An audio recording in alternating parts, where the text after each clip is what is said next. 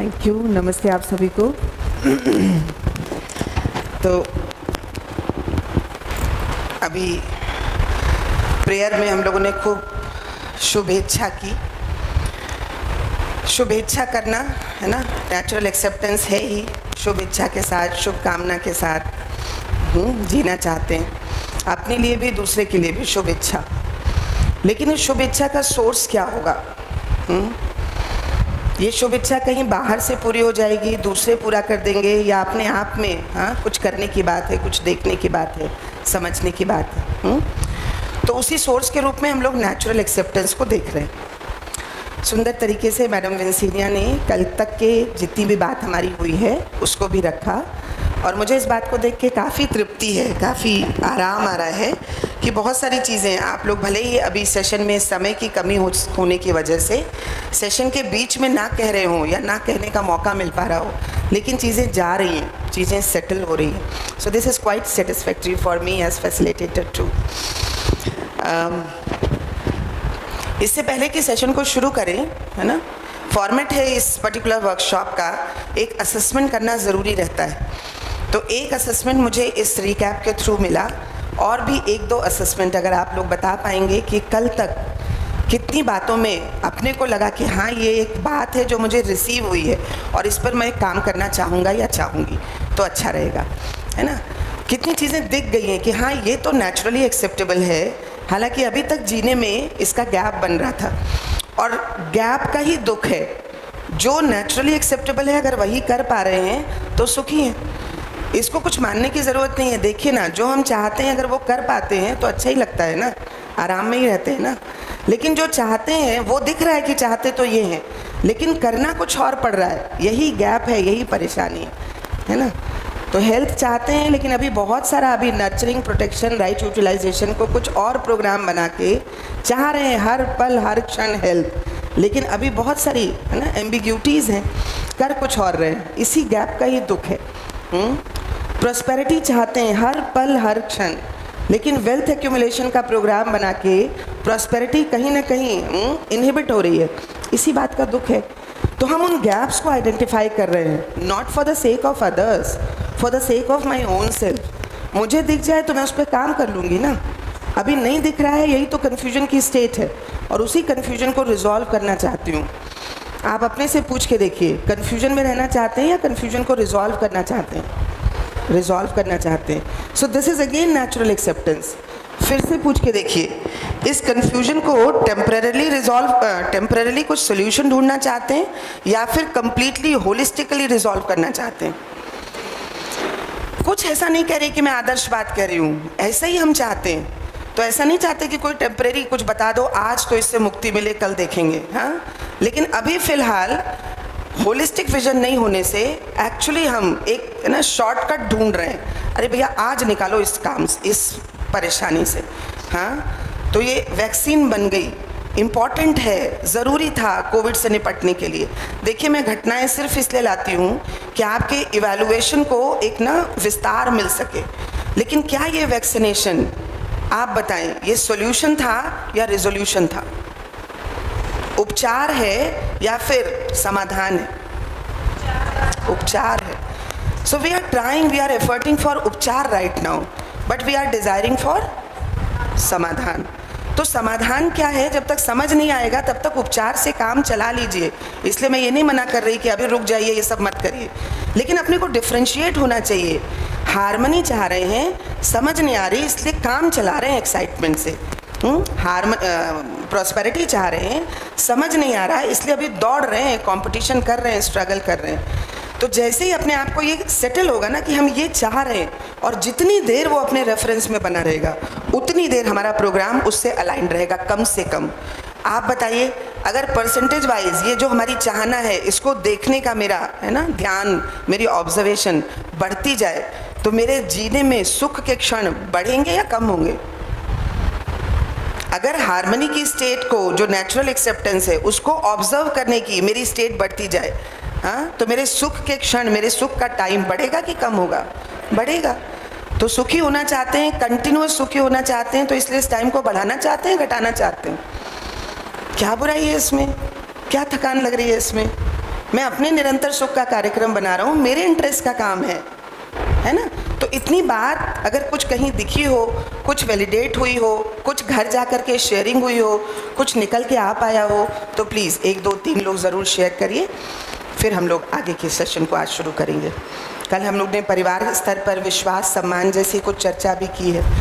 विश्वास और सम्मान की कुछ है ना एब्सोल्यूटनेस समझ आई हो, कुछ वेगनेस से हम आगे निकले हो। पहले हमको कुछ लगता था, अभी ये कुछ फर्म दिखाई पड़ा जो यूनिवर्सल हो सकता है ना, जो सबके लिए तृप्तिदायक हो सकता है। कुछ ऐसा दिखा हो तो उसको शेयर कर सकते हैं। बताइए, एज टीचर, एज पेरेंट, हमको अपने रोल में कुछ और महत्वपूर्ण पॉइंट दिखाओ कि ये भी करने लायक काम है। जी, Stuti ma'am. Ma'am please take mic. Yes Ma'am, in the second part of yesterday's session, when we are talking about trust and respect and harmony in family, one thing this I said after the first 3 days, which really struck me then also, the competence versus intention thing, and we can actually notice that in everyday life. So that is something I feel is to be seen by each of us. Second point that I caught this time, and very important point, was the idea of complementarity. Right? Everything that is there, we always see it in the terms of difference. But we have to see it in the terms that one thing is complementary of the other. So I analyze that, everything or most of the things that exist in nature also have dichotomous existence, many things.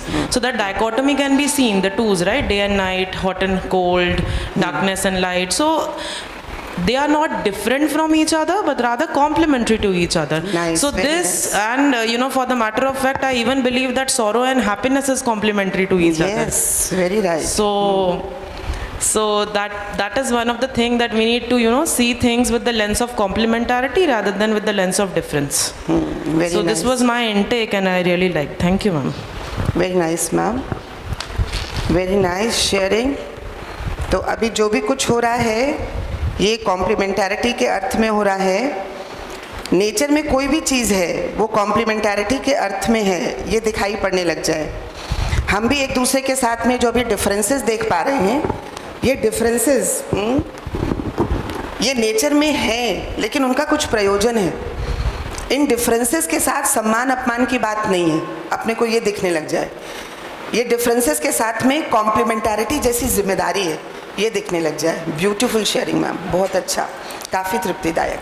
जी, कल का incident और आज का incident मैं share करना चाहती हूँ। ज़रूर। कल जैसे आपने बताया कि हम कुछ चाहते हैं, लेकिन बाय मिस्टेक अगर हमसे कुछ गलत हो जाता है तो हम कहते हैं कि हमने इंटेंशनली नहीं किया, और अगर वही काम कोई दूसरा करता है तो उसने जानबूझकर किया होगा।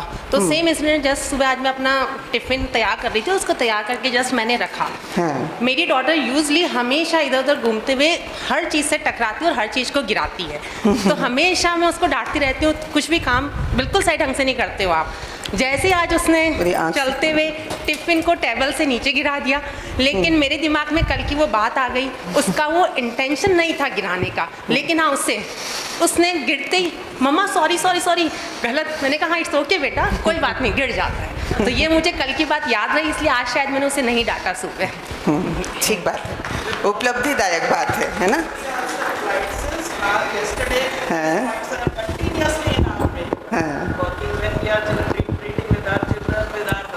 So if they are on the wrong side, immediately it strike in my no first relation. Immediately it strike in my mind that no, first relation is important, and I have to understand them, keeping myself at their place or his place. Only then there will be silence at home. Otherwise, sometimes atmosphere you can understand. We get angry and they will also reply, and action and reaction starts. But now it is very cool and calm. In nature also and towards on this side also. Thank you, ma'am. Thank you. बढ़िया, बहुत सुंदर। Ma'am yesterday से मैंने भी कुछ learn किया, that is the evaluation point, that over evaluation always we are doing over or under, but what we have to do right evaluation when right। और ये होता कैसे है, हमारे दो मन होते हैं, एक तो बाह्य मन है और एक अंतर मन है। जैसे हम शुरुआत से ही देख रहे हैं कि मतलब कुछ कब होंगे, कैसे होंगे? जब अंतर्मन खुश होगा। बाहर तो सब दिखावा है, लाइक व्हेनेवर कोई कुछ बोलता है तो अगर हम किसी को चाहते हैं तो हम ये नहीं देखते कि क्या सही है क्या गलत है, हम क्योंकि हम किसी को सपोर्ट करते हैं, हम किसी को चाहते हैं, तो वो अगर गलत भी कर रहा है, सपोज मैं मेरी फैमिली में एग्जांपल लेती हूँ, मेरे भाई बहन सब हैं, मेरी भाभी भी है, मेरा भाई गलती कर रहा है मुझे पता है, लेकिन मैं अगर सही हूँ, राइट इवेल्युएट कर रही हूँ, तो मैं मेरी भाभी की साइड में होंगी, भैया की नहीं। पर most of the people what they are doing 90%, क्योंकि वो उनके अपने राइट को सपोर्ट नहीं करते, गलत के साथ जाते हैं क्योंकि वो उनके अपने हैं। बस इतनी सी बात है, इतना से समझना। और यूनिवर्सल एक्सेप्टेंस क्या है? आपका अंतर्मन से पूछ के देखो सही क्या है, आपका अंतर्मन भी कहेगा कि सही। वो अंतर्मन सबका एक जैसा है, that is accepted by all. वो सच का ही साथ देगा, राइट का ही साथ देगा। तो always we have to evaluate rightly, not over not under. यही प्रॉब्लम हमको स्कूल में भी आती है, बच्चों के साथ भी आती है। कुछ बच्चों को हम ओवर कर देते हैं, कुछ को हम अंडर कर देते हैं, दैट्स वाई प्रॉब्लम क्रिएट होती है। अदरवाइज प्रॉब्लम का सोल्यूशन ही राइट इवैल्यूएशन। अच्छी बात है। ध्यान गया है अभी आप लोगों का कि ये जो हम भेद कर रहे हैं ना, अपना पराया मान करके, एक्चुअली संबंध के प्रति समग्र दृष्टि नहीं है, होलिस्टिक विजन नहीं है। इसलिए इवन परिवार में भी एक व्यक्ति को ले आ रहे हैं, फिर भी किसी उस पेयर में भी एक के साथ अपनापन है, दूसरे के साथ अभी भी परायापन है, संबंध को स्वीकार नहीं किया। जबकि पूछें तो हर पल हर क्षण संबंध से जीना चाहते हैं, लेकिन परिवार में भी एक व्यक्ति आ रहा है, उसके साथ भी संबंध की समग्र दृष्टि नहीं बन पाई है। बहुत सुंदर बात है। और जब हम इसको विभेद के साथ, भेद के साथ देखते हैं, तो नंबर 1 उसके साथ कॉम्प्लीमेंट्री नहीं हो पाते, दोनों ही के साथ में, जिसका फेवर कर रहे हैं, जिसके अगेंस्ट जा रहे हैं ना, सिर्फ क्योंकि संबंध को ठीक से नहीं देख पा रहे, दोनों की ही योग्यता को नहीं बढ़ा पा रहे। लेकिन इससे और ज़्यादा इम्पॉर्टेंट बात है, मैं बार बार है ना सबके साथ में, आप लोग के साथ इस बात को शेयर करना चाहूँगी, दूसरे के साथ भी उसकी योग्यता नहीं बढ़ पा रही, उससे बड़ी बात है मैं अपनी योग्यता के लिए भी कोई काम नहीं कर रही, क्योंकि मैं इस बात को नहीं देख पा रही कि व्यक्ति सुख समृद्धि ही चाहता है, नेचुरली यही एक्सेप्टेबल है ना। मैं इस बात को नहीं देख पा रही कि मेरा सुख संबंध में निहित है, मेरा सुख व्यवस्था में निहित है, और वो इसको समझ करके होगा, है ना। तो मोमेंट, उस क्षण मैं खुद संबंध और व्यवस्था से हट जा रही हूँ। बाहर वाला गड़बड़ कर रहा है, बाहर वाला नहीं समझ पा रहा है संबंध को, व्यवस्था को, एक बात है, लेकिन पूरी परेशानी उसी कारण नहीं है। मैं उस मोमेंट उसके साथ संबंध व्यवस्था नहीं देख पाई, वो भी एक कारण है, वो भी मिस हो रहा है। तो मैं अपने में भी इवॉल्व हो रही हूँ, मैं दूसरे के इवोल्यूशन का भी काम कर रही हूँ। इतना ही तो है संबंध में, इतना ही तो काम करना है ना। तो जहाँ मुझसे चूक हो रही है मैं ठीक हो जाऊँ, जहाँ दूसरे से चूक हो रही है ठीकने में सही होने में सहयोग कर दूँ, इतना ही करना है। यही न्याय है ना। संबंध में न्याय चाहते हैं कि नहीं? न्याय को ऐसे ही कहा कि पहचान हो जाए फीलिंग्स की, अपने में करेक्शन होने की ज़रूरत हो खुद कर लें, दूसरे में करेक्शन की ज़रूरत हो हेल्प कर दें, न्याय रहेगा। ऐसे में भले ही अभी दूसरा बहुत सही नहीं कर रहा, नहीं टर्न अप हो पाया, बिकॉज ऑफ हिज और हर ओन कंडीशनिंग, अभी उसने भी कुछ मान रखा है, लेकिन मुझे ये इवैल्यूएट हो जाता है कि देखो जब तक मैंने कुछ मान रखा था मैं भी नहीं हिल रही थी, मेरी मान्यता का टूटना ही, समझना ही है ना, ये मेरे में शिफ्ट का कारण है। उसकी भी मान्यता जब तक नहीं टूटेगी ना, यानी जब तक समझना नहीं होगा ना, तब तक वो भी रिजिड बना रहेगा, तब तक उससे भी इंडेफिनिट कुछ होता रहेगा। ठीक है, तब तक उस तरह से उसको एक्सेप्ट करके चलूँगी। करना कितना है उतने में? सिर्फ इतना, संबंध में जिम्मेदारी कितनी कि वो मान्यता को और सहज स्वीकृति को डिफ्रेंशिएट कर पाए। तो सहज स्वीकृति मुझे उस तक पहुँचानी है अभी, लेकिन वो रिजिड है ना, वो मुझसे समझने को शब्द में तैयार नहीं है। तो क्या करूँगी? कम से कम जी करके उसको दिखाऊंगी। एग्जैक्टली। और उसको जब दिखाने जा रही हूँ तो वो देख जाए, वो समझ जाए, इससे ज़्यादा मेरा अपना फ़ायदा है। मैं कम से कम आराम में हूँ, ऐसे ही तो चाहती हूँ मैं। तो इसलिए मैं अस्थिर नहीं हो रही, मैं इंडेफिनिट नहीं हो रही अपने कंडक्ट में। दूसरा व्यक्ति लाख गलतियाँ करने के बावजूद भी जब मेरी डेफिनेटनेस को लगातार देखता है, तब वो समझ उसको आती है कि कुछ तो हुआ है आप में, कुछ क्वालिटेटिव शिफ्ट तो हुआ है, फिर वो हमसे प्रस्तुत होता है। So this will take time, this is journey. Nice sharing, बहुत अच्छा। फीलिंग्स पहुंच रही हैं, फीलिंग्स की सूचना पहुंच रही है, तृप्तिदायक बात है। और भी पीछे से भी कोई शेयर करना चाहेगा? देखिए बिल्कुल समझ का मतलब ही है जीना शुरू हो रहा है। जब तक सिर्फ ये शब्द बताए जा रहे हैं ना, और एग्जैक्टली वही। और in fact in every workshop I am learning some or other thing. मुझे भी दिखता है, मैंने इसलिए कल भी कहा, मेरे लिए बड़ी अच्छी अपॉर्चुनिटी है कि अगर कुछ आया वहाँ से जो कि मुझे नेचुरली एक्सेप्टेबल नहीं था, है ना, मैं चाह रही थी संबंध के साथ, व्यवस्था के साथ चले, कुछ अगर शिफ्ट हुआ, उस समय मैं कितनी अस्थिर हुई। मेरे लिए मूल्यांकन का ये राइट टाइम है। अगर आप हमेशा बिल्कुल एकदम जैसे मैं चाह रही थी वैसे ही चलते रहते, ये मूल्यांकन नहीं हो पाता।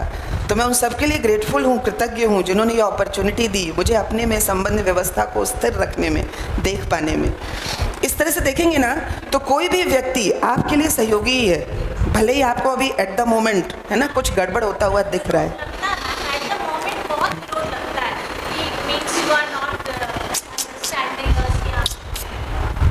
सामने वाला हमें नहीं समझ रहा है, लेकिन at last when you review the things तब लगता है कि नहीं, it was supporting to make us correct या whatever we want to do that. ध्यान जाता है। इसीलिए देखिए ना, तो प्रकृति की व्यवस्था ऐसे ही बनी हुई है। और जब इस व्यवस्था में, है ना, हम डायलॉग बंद करते हैं, बातचीत बंद कर देते हैं, स्टॉप कर देते हैं, देखिए वो नेचुरल प्रोग्राम बनता है कि अननेचुरल।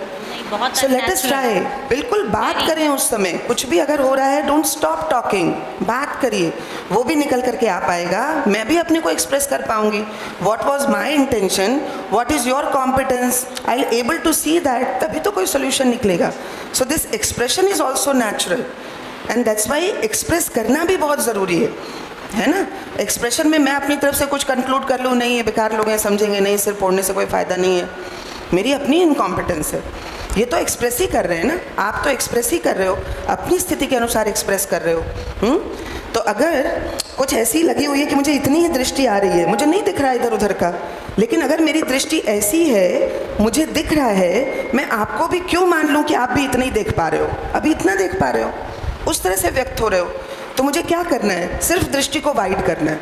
और वाइड करने के लिए चुप हो जाऊंगी, हेल्प नहीं करूंगी तब होगी, या सपोर्ट करूंगी, डायलॉग करूंगी, सपोर्ट। इसलिए ये डायलॉग ज़रूरी है। Dialogue within too also, dialogue within also, अपने से भी बात करनी है और सामने भी व्यक्त होना है, दोनों इम्पॉर्टेंट बात है। अच्छी बात है, बहुत अच्छी शेयरिंग है। पीछे से एक और शेयरिंग चाहूँगी, उसके बाद फिर आगे बढ़ेंगे। जी, father is also Just proceeding with the same thought, what Stuti ma'am said. Opposite ideas are not contradictory. It is complementary. Yes, And whatever happens good, it's to prove oneself. So thank you. We will continue with the same feeling and thought. yes. We should never take That- it. We should never that- take it at a negative. Yes. Comments are coming. No, we have to face it. Then we will resolve and we will prove ourselves. Yeah. It always strengthens relationship. Actually, this what is that seminar is based on that, and I love to see many more thoughts are coming like that to prove ourselves. और क्या, इसी evolution के लिए, इसी self evolution के लिए ये सारी कुछ 3 दिन से हम लोग डिस्कस कर रहे हैं। Ma'am- and gradually we evolve, और इस इवोल्यूशन को खुद में देख सकते हैं, इसको ज़रूरत नहीं है दूसरा कह रहा है इसलिए ही हम देख पाए, अच्छा हाँ ये अप्रिसिएशन हो रहा है, हम अपने में भी देखेंगे शिफ्ट हो रहा है। मैम इसमें थोड़ा सा मेरे को आपसे थोड़ा और क्लियर करवाना था। Normally specially at the time of PTM, जब पेरेंट्स आते हैं उनका आईक्यू और हमारा, हम एज अ टीचर बात करते हैं और वो हमसे ना जाने क्या क्या एक्सपेक्ट करते हैं, वहाँ जाकर कहीं ना कहीं थोड़ा सा कॉन्ट्रडिक्शन होता है, जो हम अपने आप को बड़ा टॉलरेट, मैं क्या सभी टीचर्स टॉलरेट करके बैठे होते हैं कि हमारे मुंह से कुछ ऐसा नहीं निकले जो उनको हर्ट हो जाए, बट वो जो मन में आता है बोलते जाते हैं। तो उस केस में हम कैसे हैंडल करें, थोड़ा सा आप उस पर लाइट। क्वेश्चन जेन्युइन है मैम, लेकिन क्वेश्चन को थोड़ा होल्ड कराना चाहूँगी। अप टू लंच, है ना, क्या कारण है कि अप टू लंच और मे बी बिफोर लंच, है ना, we will take this question. अभी हम लोग पहले दिन काफ़ी फोकस कर रहे थे कि इंडिविजुअल पर ध्यान जा पाए, अपने पे ध्यान जा पाए, और हमारा ध्यान बार बार ऐसा जा रहा था, ठीक है ऐसा समझ लिया लेकिन बाकी लोग गड़बड़ कर रहे हैं, परिवार में ऐसा हो रहा है, दूसरा व्यक्ति ऐसा कर रहा है। अब हम लोग इस समय स्थिर होकर के संबंध की बात कर रहे हैं, परिवार की बात कर रहे हैं, है ना। अब हमारा ध्यान जा रहा है कि पीटीएम में ऐसा हो रहा है, समाज में ऐसा हो रहा है, लोग ऐसा कर रहे हैं। बहुत जेन्युइनली हमारे थॉट्स में एक प्रोग्रेशन हो रहा है और हम जैसे ही हमको लग रहा है हाँ यहाँ तो रिजॉल्व हुआ, अब यहाँ देखें, है ना. So that is very natural progression, I appreciate this. लेकिन चीज़ें एक के बाद ही एक स्थिर होंगी. So still many feelings are remaining to evaluate, to explore. पहले वो फीलिंग्स एक बार देख लें, फिर समाज में ये PTM लेंगे, स्कूल लेंगे, स्कूल में अपनी जिम्मेदारी लेंगे, अपना प्रतिभाग लेंगे. क्वेश्चन जेन्युइन है लेकिन थोड़ा सा होल्ड करेंगे. जी, पीछे से एक कोई रिफ्लेक्शन या फिर एक कोई डाउट, कोई क्वेश्चन, कोई query, I will invite please.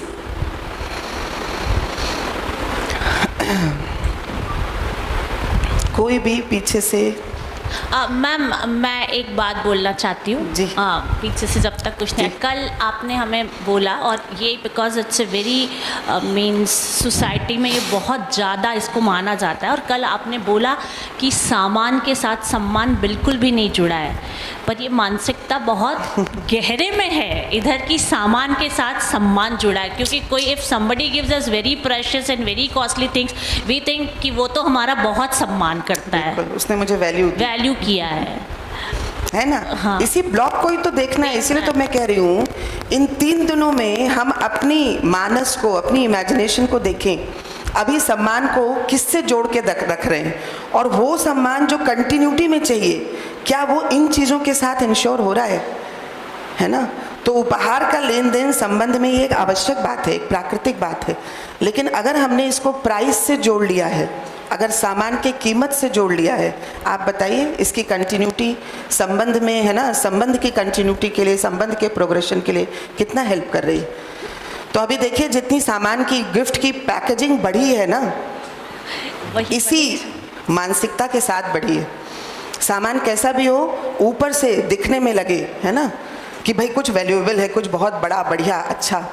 तो इसलिए आपके सामान का साइज़ भी बढ़ रहा है, इसलिए आपके उसके पैकिंग का पॉम्प एंड शो भी बढ़ रहा है. आप बताओ ना, उन पैकेट्स का कोई यूज़ है क्या? कोई यूज. क्यों ये पैकिंग कर रहे हैं? बिकॉज ऑफ दिस मानसिकता ओनली.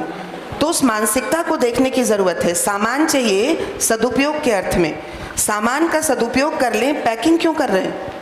ये जो पैकिंग में जितने रिसोर्सेज लग रहे हैं, अननेसेसरी वेस्टेज है. वो फिर पैकिंग जब डिस्ट्रॉय हो रही है, जब डिकम्पोज हो रही है, अगर वो नॉन डिकम्पोजेबल आइटम है, वो भी नेचर पे बर्डन है. तो हमारी इस मानसिकता के चलते हम लोग कितना सारा इतना नेचर के साथ प्रॉब्लम कर रहे हैं. इसके बाद में किसी व्यक्ति के लिए सामान को जब हम, है ना, सेलेक्ट कर रहे हैं, किसी को उपहार को सेलेक्ट कर रहे हैं, कैसे सेलेक्ट करें? कीमत बढ़ा के या उसकी आवश्यकता को देख के? आवश्यकता. आप बताइए, आपको उपहार में इतने सारे जो कीमती उपहार मिले हैं, जिसको आप भी उसकी कीमत देख करके उस समय तो थोड़ी देर के लिए थ्रिल्ड फील करते हैं, बड़ा अच्छा है, बड़ा प्रीशियस है, लेकिन उपयोग करते हैं क्या?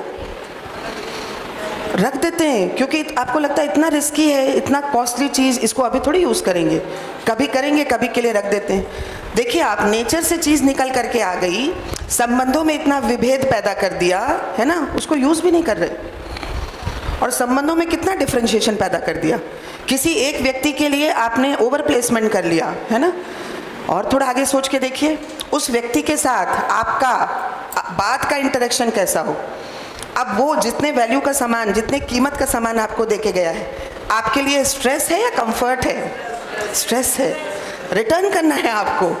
ये संबंध में उपहार को, है ना, सदुपयोग के अर्थ में, जिम्मेदारी के साथ में, व्यवस्था के साथ देख रहे हैं, या कुछ अननेचुरल प्रैक्टिस ऑप्ट कर लिए? तो देखना पड़ेगा ना, रिव्यू करना पड़ेगा. तो वस्तु का सदुपयोग ही उसका मूल्य है ना. वस्तु की कीमत उसका मूल्य नहीं है. फर्क है कि नहीं कीमत और मूल्य में?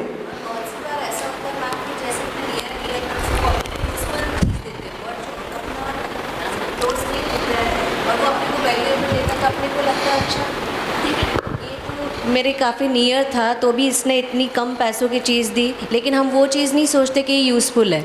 और सामने वाला जो मतलब इतना ज़्यादा क्लोज नहीं है, वो ज़्यादा वैल्यूएबल चीज़ देता, तो हमको लगता है अच्छा ये तो मेरे पास का था, इसने ऐसा दिया, उसने ऐसा दिया. ये सब अपने मानस की स्टकिंग है, अपनी इमेजिनेशन की स्टकिंग है. मैं इसीलिए फिर से, क्योंकि ये बात आ गई है, इसलिए मैं बिल्कुल यहाँ पर लिख दे रही हूँ इसको, और आप ध्यान दीजिए कि is there any difference between value and cost? क्या ये दोनों चीज़ें एक हैं या अलग अलग है? अलग अलग है, ये एक नहीं है ना? तो मूल्य क्या है? उस वस्तु की भागीदारी, उसका सदुपयोग, उसकी यूटिलिटी। कीमत क्या है?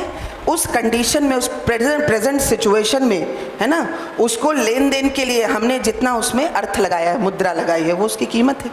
इसमें क्या चीज़ बदलेगी और क्या चीज़ स्थिर रहेगी? वैल्यू स्थिर रहेगी। सदियों पुराने समय से और आज तक और आने वाले बहुत समय में ये नहीं हटने वाला है। क्या बदल रहा है? किस पर? मेरे मानस पर। तो ये मेरे मानस की वजह से किसी की कीमत कम, किसी की कीमत ज़्यादा हो रही है। अगर कीमत को भी स्थिर करना है या फिर, है ना, अप्रोप्रिएट करना है, ठीक ठीक करना है, ध्यान कहाँ देना होगा? कुल मिला के ध्यान देने की चीज़ क्या है? कीमत या मूल्य? लेकिन अभी कहाँ ज़्यादा ध्यान दे रहे हैं? गैप है, इसी गैप को ही ठीक करना है ना? तो ऐसा नहीं कह रहे कि कीमत नहीं लगाएंगे, कीमत लगाएंगे, लेकिन उसकी मूल्य के साथ। प्रायोरिटी किसकी? मूल्य की, है ना? इसकी बात करेंगे और मैम एक प्रैक्टिकल एग्जांपल है। हाँ जी। मेरे घर के पास एक मतलब फैमिली है, उन्होंने रेजिडेंशियल बिजनेस स्टार्ट किया हुआ है और उनका बिजनेस क्या है, पैकिंग में ये जो यहाँ का एक जुतियाँ फेमस हैं वो आती हैं, कुछ नहीं करते वो। उन्होंने 5-6 गर्ल्स रखी हुई हैं, उस रफ पैकिंग को थ्रो करते हैं, न्यू पैकिंग में डालते हैं और फिर हाई रेट पे सेंड करते हैं। इसमें प्रोडक्टिविटी में कहाँ एडिशन हो रहा है? ओनली थिंग इज़ कि उसने 4-5 गर्ल्स को वर्क दे रखा है। सेकेंडली जो रॉ मटेरियल वो होता है वो रद्दी में बाद में जाता है। So is it the correct profession? इसी को सोचने की ज़रूरत है। तो क्या हम सबको क्रिटिसाइज कर सकते हैं?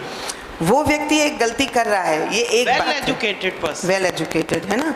लेकिन मुझे क्या समझ में आ रहा है, ये भी एक इम्पॉर्टेंट बात है। तो मुझे ये समझ में आ रहा है कि वो व्यक्ति गलत है, गलती कर रहा है, या मुझे ये समझ आ रहा है कि अभी ध्यान उसका सिर्फ और सिर्फ छोटे वाले घेरे को बढ़ाने पर है, सुविधा को बढ़ाने पर है। अगर ये सुविधा को बढ़ाने पर है तो वो उतना ही, केवल जो सहयोग भी कर रहा है वो उतना ही कर रहा है। वो जो 6 गर्ल्स को रखे हुए भी है, उन 6 गर्ल्स का भी ध्यान किस तरफ जा रहा है? क्या वो तीनों की तरफ ध्यान दिला पा रहा है या सिर्फ उतने के लिए उनकी भी, है ना, उनके लिए भी प्रेरणा बन रहा है? मुझे ये ध्यान में आ पाए कि अभी अगर मैं आज के बच्चे को, जो मेरे पास 60 बच्चे क्लास में हैं, अगर मैं उनकी तैयारी ठीक से नहीं करा पाई, अगर ये पैसा कमाना, सुविधा कमाना, खूब कमाओ खूब जुटाओ, अगर यही ध्यान रहा, तो मेरी भी अभी बच्चों की तैयारी सिर्फ इतनी ही हो पा रही। तो कम से कम मेरे विजन में तो ब्रॉडनेस आए। समझ, संबंध, सुविधा, ये तीनों मेरे लिए सफलता का पैरामीटर हों। मेरे लिए सिर्फ और सिर्फ नंबर और पैसा यही एक पैरामीटर ना हो। जब मैं ये कह रही हूँ तो बिल्कुल नहीं कह रही कि ये खराब है, लेकिन उसका राइट प्लेसमेंट तो हो पाए। वो कितना आवश्यक है, ऐसा नंबर और ऐसा पैसा कमाया हुआ बच्चा संबंध के लिए तैयार हो पाए, उसमें कितना समय लगाना है, इन दोनों के लिए तैयारी बन पाए, ऐसी समझ बन पाए, इसके लिए कितना समय लगाना है। तो वो प्रायोरिटी तो सेट हो पाए, है ना? स्कूल में सिलेबस का प्रेशर है, आपके घर में तो कम से कम ये प्रायोरिटी सेट हो जाए, जहाँ कोई सिलेबस का प्रेशर नहीं है। आप अपने बच्चे के साथ देखो ना, कितना समय आप लगा रहे हो ये समझ, संबंध, सुविधा तीनों की प्रायोरिटी के साथ काम करने के लिए। या फिर आप भी उस सिलेबस के प्रेशर में अपने बच्चे के साथ, है ना, बन गए हो मशीन, रात दिन बस तुमको तो पढ़ना है, तुमको तो पढ़ना है। सो दिस इज टू सी। और जब मैं एज टीचर, एज पेरेंट ये तीनों को ध्यान में रख के चलूँगी तो मैं बच्चे के लिए ज़्यादा सपोर्टिव हो पाऊँगी, ज़्यादा रिस्पॉन्सिबल हो पाऊँगी। इन कनेक्शन टू संबंध, इन कनेक्शन टू व्यवस्था, मेरे पढ़ाया हुआ बच्चा संबंध में जिम्मेदारी से टर्न अप हो पाए, मेरे लिए बड़ा अचीवमेंट है। मेरा पढ़ाया हुआ बच्चा बाहर से कितना भी इंडेफिनिट कंडक्ट हो पाए, उस समय स्थिर होकर के खड़ा रह पाए, मेरे लिए सेंस ऑफ अचीवमेंट है।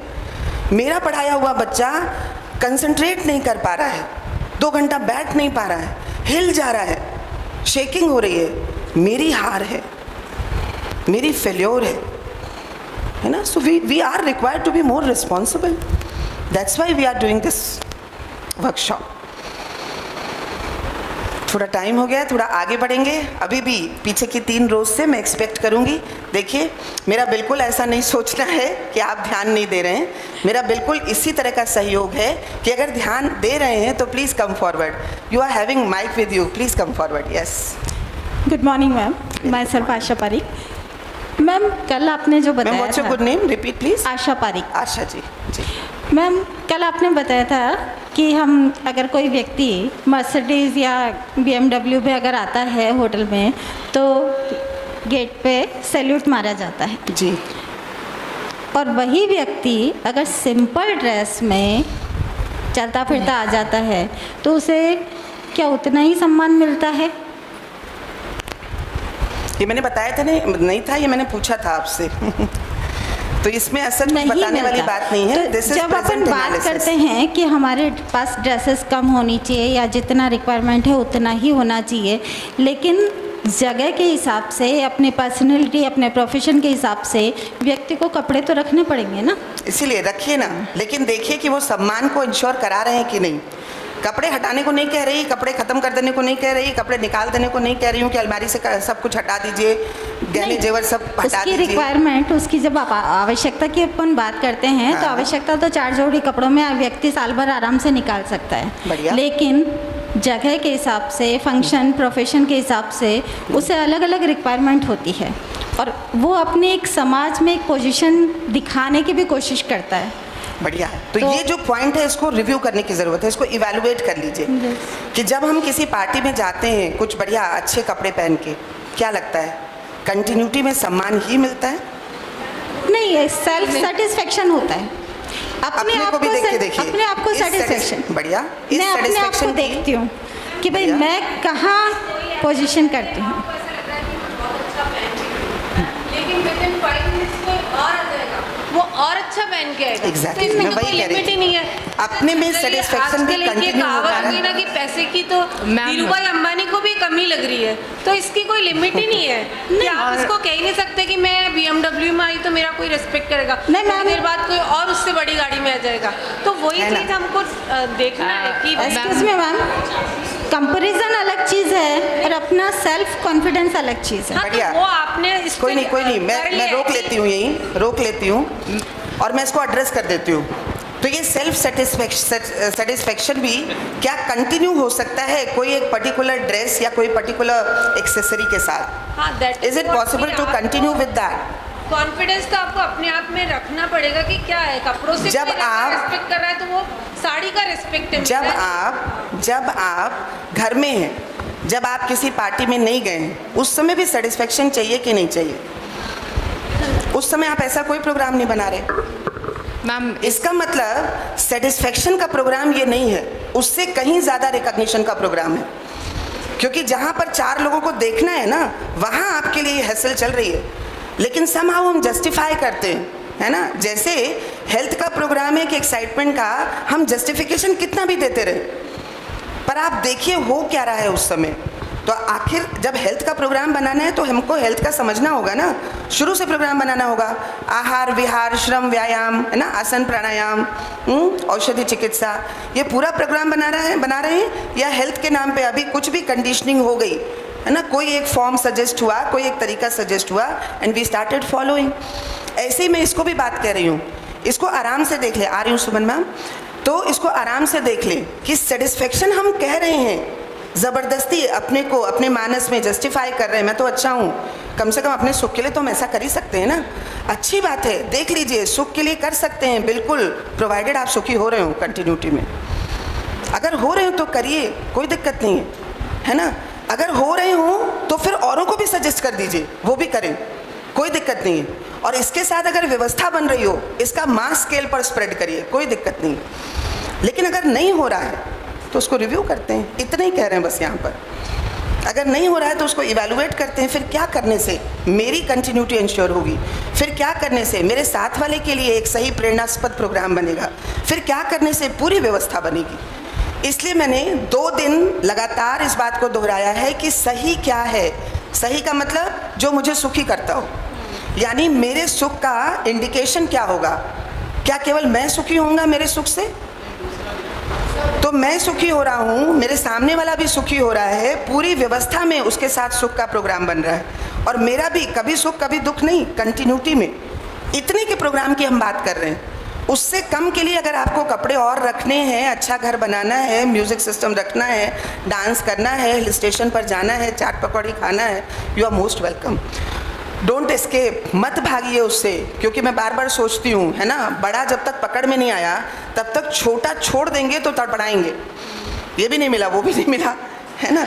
तो बड़ा जब तक पकड़ ना आ जाए तब तक करते रहिए, थोड़ा थोड़ा थोड़ा थोड़ा, सस्टेनेंस के लिए ज़रूरी है जी। हाँ मैम, यहाँ पर जैसे कि अभी मैम ने क्वेश्चन रेज किया कि कपड़ों के बारे में, मैं अपने बचपन की बात बता रही हूँ, बचपन भी नहीं, तब तक मींस मैं स्टूडेंट थी, स्कूल स्टूडेंट तब की बात, कि मेरे डैडी गवर्नमेंट डिपार्टमेंट से थे और अकोमोडेशन और फुल फैसिलिटी, गार्डनर आ रहा है या दूसरे हाउस होल्ड वर्क के लिए वर्कर्स आते थे, उनको फैसिलिटी थी ये कि उनको प्रोवाइड किया जाता था। तो मेरे घर में जो बैठने की व्यवस्था थी, एक ड्राइंग रूम बहुत ही सुंदर अच्छे तरीके से डेकोरेट हुआ हुआ, और एक बैठने की और व्यवस्था, वहाँ पर भी सोफ़ा या हर एक चीज़ अच्छी व्यवस्था थी, लेकिन उतना सुंदर नहीं जितना वो ड्राइंग रूम था। जो गार्डनर आता था या जो घर का मेरे ज़रूरत का सामान लाता था, गार्डनर आफ्टर गार्डनिंग मेरी मम्मी उनको वो जो कॉमन ड्राइंग रूम मैं बोलूँगी, लिविंग रूम, उधर नहीं, जो स्पेशल ड्राइंग रूम था जिसमें कि गार्डनर के मिट्टी भी लगी रहती थी, और वो उसको उस ड्राइंग रूम में बिठाती थी। तो उनके सामने हम नहीं कह पाते थे कि मम्मा इनको आप यहाँ क्यों, सोफ़ा गंदा हो रहा है, कवर गंदा हो रहा है, लेकिन बाद में हम ज़रूर हमने क्वेश्चन रेज किया कि माँ आप ऐसा क्यों करती हैं। तो उन्होंने कहा कि बेटा कि ऑफिसर्स भी आते थे, ऑफिसर्स वो कहीं पर भी बैठे, दूसरी जगह बैठे या वहाँ बैठे, उनको कोई ऑब्जेक्शन नहीं, पर जो वर्कर्स आते थे वो उनको हमेशा अच्छी जगह बिठाना प्रेफर करती थी, और उनके खाने पीने की चीज़ें नहीं, इन्होंने इतना काम किया, इनको ये खिलाओ ये। तो कपड़ों से नहीं है, ये हमारा इंडिविजुअल माइंडसेट है कि किसको क्या अच्छा लगता है। माँ कहती थी उसको अपनी वैल्यू, उसको अच्छा लगता होगा, मुझे सुख मिलता है कि इसको अच्छा लग रहा है। और मेरे यहाँ वर्कर्स के आने के लिए भीड़ लगी, मतलब लोगों को लगता था मैं जाऊँ डैडी से, प्लीज़ सर आज मुझे भेजिए, प्लीज़ सर आज मुझे भेजिए, क्योंकि उनको अच्छा लगता था यहाँ। बढ़िया, अच्छी शेयरिंग है मैम, और अच्छी शेयरिंग है। मैं मैम के साथ और आपकी शेयरिंग को ऐसे जोड़ना चाहूँगी कि अगर मैंने कहीं ये मान लिया है कि इसके साथ कम से कम सेल्फ में सेटिस्फेक्शन तो है, तो इसको ये देखने की ज़रूरत है। इसके साथ साथ मेरी ये मान्यता कपड़ों के प्रति जो एक तरह का है ना, एक तरह का मेरा अपना जुड़ाव हो गया है, उसी के साथ मैं दूसरे को भी इवैल्यूएट कर रही हूँ। तो जिसके भी कपड़े कुछ पर्टिकुलर मेरे अपने स्टैंडर्ड से मैच खाते हैं, मेरे अपने मानस से मैच खाते हैं, मुझे लगता है कि वो कुछ अच्छा है, बड़ा है, सेम है ना। लेकिन अभी मैं 2 मिनट के लिए ये सुविधा वाले पार्ट को थोड़ा रुकना चाहूँगी। एनालिसिस करेंगे ना, हमें हंड्रेड्स ऑफ एग्जाम्पल्स मिलेंगे, है ना। तो ये ठीक बात है कि सुविधा और सम्मान, सामान और सम्मान, ये दोनों अलग अलग बात है, अपने को दिख रहा है। अगर कोई स्टकिंग हो रही है तो इतना ही कि हम जस्टिफाई कर रहे हैं अभी अपने आप में कि नहीं नहीं ऐसा नहीं है, सुविधा से भी हमको सुख मिल रहा है, आराम मिल रहा है, तभी हम उसको कर रहे हैं, ऐसा नहीं हम सम्मान पाने के लिए कर रहे हैं। तो मैं ये कह रही हूँ, सम्मान कोई पाने वाली चीज़ है या सम्मान के साथ ही मेरा सुख जुड़ा हुआ है? जब समझ पाऊंगी तब सुखी होंगी, अदरवाइज हिट एंड ट्रायल करती रहूंगी। इसलिए फीलिंग्स को भी समझ लेते हैं। तो एक तो प्रस्ताव है कि सुविधा और सम्मान अलग अलग चीज़ है।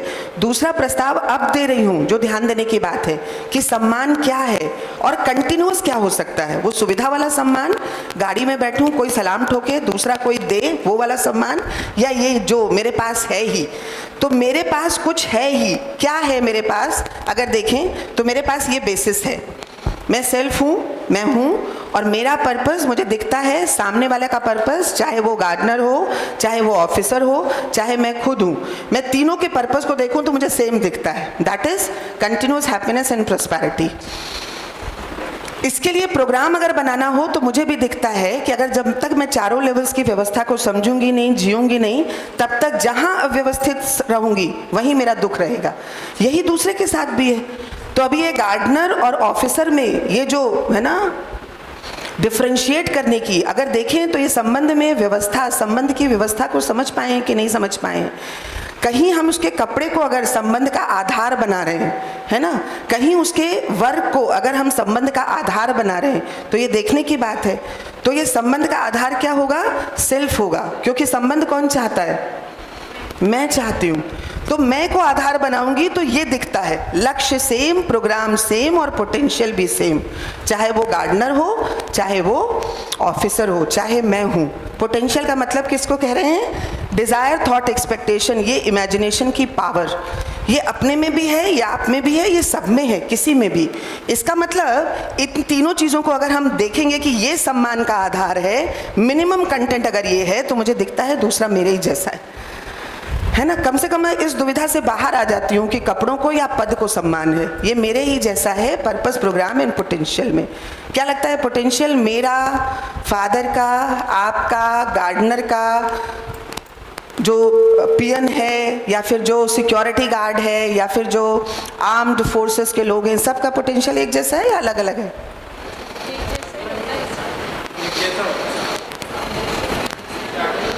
सुंदर बात है, अच्छी बात है अगर सबको ऐसा दिख रहा है कि एक जैसा है। कई लोग कंफ्यूज होते हैं।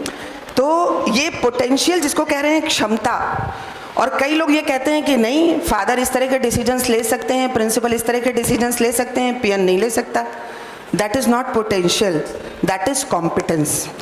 तो क्षमता और योग्यता में वैसे ही फ़र्क है जैसे एक बाइक हो, उस बाइक की मैक्सिमम कैपेसिटी जो है वो उसकी क्षमता है, लेकिन जिस गति से आप उसको चला रहे हैं वो उसकी योग्यता है। तो क्या एक बाइक की जितनी भी कैपेसिटी है, उस कैपेसिटी से हर आदमी बाइक को दौड़ा लेता है ना? तो योग्यता अलग अलग रहती है ना बाइक को चलाने की, पोटेंशियल सेम होते हुए भी। तो ऐसे ही मेरा पोटेंशियल सेम है, इमेजिनेशन की पावर है, सब में है, डिज़ायर, थॉट, एक्सपेक्टेशन सब में है। उसका कितना परसेंटेज नेचुरल एक्सेप्टेंस से इन्फ्लुएंस हो रहा है, कितना परसेंटेज नेचुरल एक्सेप्टेंस से गाइड हो रहा है, ये योग्यता है। कितना अदर वे गाइड हो रहा है, ये योग्यता है ना? तो योग्यता वेरी करेगी, और उस योग्यता के आधार पर वो जो वेरिएशन है, वो यहाँ वेरिएशन है जिसको हम कह रहे हैं योग्यता का डिफरेंस है। तो कुछ योग्यता बॉडी स्तर की है, बॉडी स्तर की योग्यता का मतलब, बॉडी स्तर के कॉम्पिटेंस का मतलब, कुछ बॉडी बड़ी है, कुछ बॉडी छोटी है, कुछ मेल कुछ फीमेल, है ना, कुछ गोरी कुछ काली। तो ये रेसेस का, स्ट्रेंथ का, कोई मोटी चौड़ी लंबी ऐसी है। तो ऐसे जो कुछ भी, ये जो फिजिकल जो स्ट्रक्चर है, जो बॉडी है, इस पर आधारित कुछ भेद हैं, और ये नेचुरली है ही, है ना। इसके भेद का आधार भी है, ये लंबा चौड़ा, ये किस पर डिपेंड करता है? ये बॉडी का स्ट्रक्चर, बहुत सारा वहाँ का ज्योग्राफिकल रीजन है, बहुत सारा हेरिडिटरी रीजन है, इन सब के आउटकम के फॉर्म में कोई बॉडी छोटी, कोई बॉडी लंबी, कोई बॉडी, है ना, फेयर कॉम्प्लेक्शन, कोई बॉडी विटिश, कोई बॉडी डार्क कॉम्प्लेक्शन।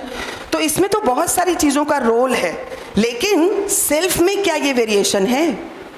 तो सेल्फ में देखें तो सिर्फ इच्छा, विचार, आशा, वो पोटेंशियल सभी सेल्फ में दिखाई पड़ता है, इररिस्पेक्टिव ऑफ ये बॉडी लेवल पर डिफरेंशिएशन के बाद भी।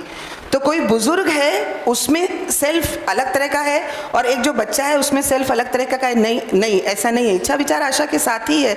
तो यहाँ पोटेंशियल सेम है, लेकिन गड़बड़ क्या हो रही है, हम बॉडी को ही मान ले रहे हैं कि ह्यूमन है। हमारे पास में कोई भी रेफरेंस नहीं है एजुकेशन से कि ह्यूमन बीइंग इज को existence of self and body. इसलिए पहले दिन सेल्फ और बॉडी को डिफरेंशिएट करना, समझना ज़रूरी था। संबंध, सम्मान, सुख, ये सेल्फ की इच्छा है, सेल्फ में है। इसलिए सेल्फ को आधार बनाना पड़ेगा अगर हम सम्मान की बात कर रहे हैं। लेकिन अगर हम बॉडी को आधार बना रहे हैं, ग्रॉस मिसअंडरस्टैंडिंग यही हो रही है कि मुझे समझ नहीं आ रहा कि ह्यूमन बीइंग को एग्जिस्टेंस है, सेल्फ भी कोई रियलिटी है। हम बॉडी को ही ह्यूमन बीइंग एज्यूम करके चल रहे हैं। एक और डिफरेंशिएशन का बेसिस हमने ऑप्ट कर लिया है, पर्टिकुलरली सम्मान के लिए, रिस्पेक्ट के लिए, क्योंकि कहीं ना कहीं हमको लगता है कि ये फैसिलिटी, ये खूब पैसा, ये सुखी होने का आधार है। इसीलिए सबको इवैल्यूएट किया, क्या ज़्यादा पैसा कंटिन्यूस हैप्पीनेस को इंश्योर करता है या फिर उसमें ये डिफरेंस पैदा करता है। तो ये देखिए, ये फिजिकल फैसिलिटी जिसके चलते बहुत सारा पैसा, बड़ी पोस्ट, क्या इसकी कंटिन्यूटी हो सकती है? तो कभी बहुत सारा पैसा है, लेकिन ये हमेशा हमेशा, हर पल, हर क्षण, किसी भी समय, कितनी बार ऐसा होता है कि बहुत सारा पैसा कुछ काम नहीं कर रहा। कोविड पीरियड आपने देख लिया ना, इवन कि वो कोविड पीरियड ना भी हो तब भी, जिस केस में जब आपकी हेल्थ इतनी बुरी तरीके से ख़राब हो गई है, आप कितना पैसा लगा देंगे कि वो हेल्थ ठीक हो जाए आपकी, आपके संबंधी की। तो पैसा मेरे सुख का आधार नहीं है, ये अपने को दिखता है, समय समय पर रिफ्लेक्ट होता है। आज पानी की क्राइसिस हो गई है, पानी की बॉटल, है ना, कॉस्ट दे करके मिल रही है। कल को कितने पैसे के साथ पानी मुझे गारंटीड मिल पाएगा जितना मैं चाहूँगी, अगर पानी नेचर में रह ही नहीं गया तो तो बिना पानी के मैं कैसे सुखी रह पाऊंगी? तो मुझे ये समझ आए कि ये सुख का आधार ये फिजिकल फैसिलिटी मात्र नहीं है। फिजिकल फैसिलिटी का कुछ रोल ज़रूर है, उतना प्लेसमेंट करना है तो उतना चाहिए। तो मुझे नर्चरिंग के लिए फिजिकल फैसिलिटी आवश्यक है, मुझे प्रोटेक्शन के लिए फिजिकल फैसिलिटी आवश्यक है, मुझे है ना राइट यूटिलाइजेशन बॉडी का हो सके इसके लिए गाड़ी, मोबाइल फ़ोन ये सब आवश्यक है। अगर मैं ये माइक ना लूँ, ये फैसिलिटी ना लूँ तो मेरे गले पे तो बहुत ज़ोर पड़ेगा, तो मैं ये 3 दिन तो नहीं बोल पाऊँगी ना। तो मेरे शरीर का सदुपयोग हो पाए इसके लिए मुझे एक इंस्ट्रूमेंट की ज़रूरत है, लेकिन कितना ये तय कर सकती हूँ ना। तो मुझे ये माइक 1 चाहिए, 2 चाहिए या 50 और पता नहीं चल रहा है कितना चाहिए, पता चलेगा ना। तो शरीर की आवश्यकता के लिए लिमिटेड है वो पता चलेगा, मुझे दिख जाए, ये भी दिख जाए कि शरीर की आवश्यकता के लिए चाहिए फिजिकल फैसिलिटी, सुख से उसका कोई कनेक्शन नहीं है ना। तो ये डिफ्रेंशिएशन कर पाते हैं तो हम ये अगर ये देख पाते हैं कि ये ग्रॉस मिसअंडरस्टैंडिंग को अगर हम रिजॉल्व कर पाते हैं तो इस डिफ्रेंशिएशन को दूर कर पाते हैं, जो आज के डेट में बहुत बड़ा इशू है। इसीलिए अब मैंने कल कहा था, ध्यान दिलाया था, आपको लगता तो है ज़रूर कि सभी का सम्मान, लेकिन जब अपने बच्चे अपने संबंधी के लिए कुछ एक है ना करियर चुनना हो, तो अगर सभी का सम्मान है तो क्यों इतने अप्रीहेंशंस हैं कि ये बनना है और ये नहीं बनना है। ये अप्रीहेंशंस मेरी मानसिकता को इवैल्यूएट करने का एक तरीका है। जांच के देखिए, हम कभी अपनी इस कामना में, अपनी शुभेच्छा में ये नहीं रखेंगे। तो क्या देख पाते हैं कि दोनों लोग इक्वल रिस्पॉन्सिबिलिटी के साथ अपनी अपनी कॉम्पिटेंस के साथ प्रतिभाग कर रहे हैं। दोनों का ही प्रतिभाग ज़रूरी है, दोनों का ही प्रतिभाग इम्पॉर्टेंट है। अगर ऐसा होगा तो हम अपने बच्चे को पूरी तरीके से उसको है ना तैयारी देंगे, उसको तैयार करने में, वातावरण बनाने में हेल्प करेंगे, लेकिन पॉजिटिव नहीं होंगे, उसके ऊपर जोर नहीं बनाएंगे। वो भी बहुत है ना पॉजिटिव नहीं रहेगा किसी पर्टिकुलर करियर के लिए, उसके पास ऑप्शंस रहेंगे। जीविकोपार्जन के लिए अगर उसको कोई करियर ऑप्ट करना है तो उसको अपने हिसाब से, अपनी चॉइसेस, अपनी स्किल, अपनी एक्सपर्टीज़ के हिसाब से हम उसको अवसर दे पाएंगे। अपने अप्रीहेंशन को उस पर थोपेंगे नहीं, क्योंकि हमने मान लिया ये अच्छा है। इसीलिए अभी देखिए बहुत सारे लोग जो किसी है ना किसी गेम में अपना करियर बनाना चाहते हैं, बहुत रेजिस्टेंस है। माँ बाप ने इंजीनियरिंग कॉलेज में भेज दिया। कोई पेंटिंग करना चाहता है, माँ बाप ने उसको अंडर इवैल्यूएट कर लिया है, नहीं ये कोई काम है। कोई म्यूज़िक में फील्ड बनाना चाहता है, हम में से कई लोग होंगे जो कुछ और करना चाहते थे, लेकिन क्योंकि परिवार का प्रेशर, ये कोई काम है ना। तो ये कोई काम है, इसको हमने फ़िलहाल इस तरीके से कुछ डिफ्रेंशिएशन के साथ में कुछ पोस्ट, कुछ वेल्थ को देख रखा है, और ये अप्रीहेंशंस के कारण हम दुखी रहते हैं, संबंधों में क्लैशेस होते रहते हैं। ये सम्मान अपमान का इशू है कि नहीं, देखें तो सम्मान तो सहज है, बहुत नेचुरल है, दूसरा मेरे ही जैसा, ये मिनिमम कंटेंट है। लेकिन जब अपमान करने चलते हैं तो इतने सारे रीजंस बनते हैं। एक और रीज़न बनता है जिसको मैंने कल ये कहा था, तीनों को एक साथ रखा था, और ये देखिए जो अभी आप सुबह बता रहे थे कि मेरी मान्यता से कुछ मैच कर रहा है तो मुझे अपना लगता है, उसका तो सम्मान। जो मेरी मान्यता से मैच नहीं कर रहा वो मुझे अपना नहीं लगता, उसके साथ संबंध नहीं दिखता, इसलिए उस अप्रीहेंशन के साथ उसका जब तब अपमान कर देते हैं और हमको पता भी नहीं चलता। तो ये जितने भी कोई भी हमारे अपने पर्टिकुलर किसी एरा को, किसी पर्टिकुलर रिलीजन को, किसी पर्टिकुलर सेक्ट को लेके हमारे में कुछ अप्रीहेंशन बना हुआ है और उसके साथ में हम दूसरे का जब तब अपमान कर देते हैं, हमको पता नहीं लगता। So this is important to understand. कोई चीज़ हुई है, उस घटना को लेकर के एक प्रेरणा रूप में, एक उदाहरण के रूप में रखें, अच्छी बात है ना। उसके साथ में अटैच होकर उसको ओवर प्लेस कर दें, उसके साथ दूसरे का अंडर प्लेसमेंट हो जाए, ये रिव्यू करने की ज़रूरत है। तो अगर देखें तो अभी हम लोग बहुत सारी मान्यताओं के साथ हैं, जैसे बहुत सारे इज़्म है, ये पर्टिकुलर इज़्म, इसके साथ तो मेरा कनेक्शन है, दूसरे इज़्म के साथ ये दूसरा है, ये पराया है, अब मेरा कोई कनेक्शन नहीं, कोई संबंध नहीं। बहुत सारे सेक्स हैं, बहुत सारी इन्फॉर्मेशन है, मेरे पास में है ना 3 डिग्री है, मेरे पास 3 PhD है, तो मैं बड़ा हो गया, दूसरा छोटा हो गया। ये बहुत बड़ा अप्रीहेंशन है, आप देखिए ना। इसीलिए 2 जनरेशन में इस बात को लेकर कॉन्फ्लिक्ट होता रहता है। तो माँ बाप कहते हैं कि हमने धूप में बाल सफ़ेद नहीं किए, हमारे पास में इतना इतना सब कुछ एक्सपीरियंस है, इतनी सारी चीज़ें हैं, और वो बच्चा कहता है कि आपने किए होंगे धूप में बाल सफ़ेद, 3 भाषाएं मैं जानता हूँ, आप नहीं जानते। अब ये धूप में बाल की सफ़ेदी जो उनको अपने आप में है ना कुछ एक अलग कर रही है, और ये 3 भाषाओं का ज्ञान, क्या किया धूप में बाल सफ़ेद के करके, क्या कर लेंगे 3 भाषा का ज्ञान। हाँ, अगर संबंध में जीना नहीं हो पा रहा, व्यवस्था में कॉन्फ्लिक्ट बन रहा है, क्या उपलब्धि है इसकी। तो इनफैक्ट भाषा का मुझे है ना कारण समझ आ पाए, रीज़न समझ आ पाए, प्रयोजन समझ आ पाए। ये धूप में बाल सफ़ेद किए हैं, उन एक्सपीरियंस के साथ मैंने कुछ एक्सट्रैक्ट किया है, उस एक्सट्रैक्शन में तुम्हारे साथ, तुम्हारी इनकॉम्पिटेंसी के साथ जीने की भी योग्यता बनी है, तब तो कोई बात भी है। अदरवाइज कॉन्फ्लिक्ट है, और इस कॉन्फ्लिक्ट को हम जनरेशन गैप देकर, नाम देकर के हम कहते हैं ये तो चलता ही है। चलता नहीं है, जिम्मेदारी की बात है, हमारे अप्रिहेंशंस हैं जो ये जनरेशन गैप कर रहे हैं। अदरवाइज क्या जनरेशन गैप? बताओ ना, सुख समृद्धि की, कंटिन्यूअस हैप्पीनेस प्रॉस्पेरिटी की ये डिज़ायर ये जनरेशन गैप के साथ बदली है क्या? तो अगर वो फर्म है, वो बेस है ना, अगर सेल्फ के बारे में हम लोग अवेयर हैं, अलर्ट हैं, ये कभी बदला है क्या? इसकी कोई उम्र है क्या? इसका कोई जेंडर है क्या? तो सेल्फ को बेस बनाना संबंध के लिए, स्थिरता के लिए आवश्यक होगा। अभी हम लोग सेल्फ को देख ही नहीं रहे, एजुकेशन में फैसिलिटेट ही नहीं हो रहा, इसलिए हम लोग किसी भी फीलिंग के साथ में जिम्मेदारी से टर्नअप नहीं होते संबंध में, बल्कि संबंध में डिफरेंशिएशन के साथ टर्नअप हो रहे होते हैं, इतने सारे डिफरेंशिएशन।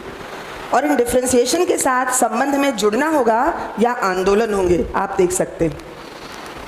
तो अगर स्त्री का सम्मान, बाय डिफ़ॉल्ट पुरुष का अपमान, अगर पुरुष का सम्मान, बाय डिफ़ॉल्ट स्त्री का अपमान। इसीलिए आप देखें बहुत सारे स्त्री आंदोलन हुए हैं, और आज की डेट में पुरुषों ने भी आंदोलन का मन बना लिया है, क्योंकि बहुत सारे रिजर्वेशन स्त्रियों के लिए नेचुरली एक्सेप्टेबल नहीं है। अच्छा आप बताइए, फीमेल्स ज़्यादा है इसलिए मैं पूछ ले रही हूँ, क्या फीमेल्स को देवी की तरह पूजा जाए नेचुरल एक्सेप्टेंस है? क्या पैर की जूती समझा जाए? तो ये जो बार बार ये आंदोलन के चलते है ना, कभी नीचे की पोजीशन, कभी ऊपर की पोजीशन, ये नेचुरल एक्सेप्टेंस नहीं है, कॉम्प्लीमेंटैरिटी। तो ये स्त्री पुरुष नेचर में एक दूसरे के लिए कॉम्प्लीमेंट्री है, ये बात समझ आ जाएगी तो पुरुष स्त्री का और स्त्री पुरुष के साथ सम्मान के साथ जी पाएगी ना। यानी कि सम्मान का जो नेचुरल आउटकम है अगर वो देखें, हाँ, तो मिनिमम कंटेंट तो इतना, लेकिन मैक्सिमम कंटेंट क्या होगा, कंप्लीट कंटेंट क्या होगा? Other is similar to me but competence wise we are varying. Competence का मतलब डिज़ायर, थॉट, एक्सपेक्टेशन को देख पाने की कैपेसिटी मेरी और दूसरे की अलग अलग हो सकती है ना। कॉम्पिटेंस का मतलब नेचर में बॉडी लेवल पर डिफ्रेंसिएशन है। कॉम्पिटेंस का मतलब पद में, पोस्ट में, फिजिकल फैसिलिटी में वेरिएशन हो सकता है, लेकिन ये सारे वेरिएशन कॉम्प्लीमेंटैरिटी के अर्थ में है। कॉम्प्लीमेंटैरिटी का मतलब, राइट इवैल्यूएशन का मतलब, सम्मान का मतलब, purpose same, program same, potential same, लेकिन जब हम एक दूसरे के साथ जीने जा रहे हैं तो एक दूसरे के पूरक होकर जिएंगे। इस पूरकता में अगर मैं कहीं कम पड़ रही हूँ, मेरी योग्यता कम पड़ रही है, मैं आपसे मदद ले लूँगी। अगर मेरी योग्यता ज़्यादा है, मैं आपको मदद दे दूँगी, क्वेश्चन पूछूंगी, कैसे लगेगा कि मेरी योग्यता ज़्यादा है या आपकी योग्यता ज़्यादा है? कैसे पता करेंगे?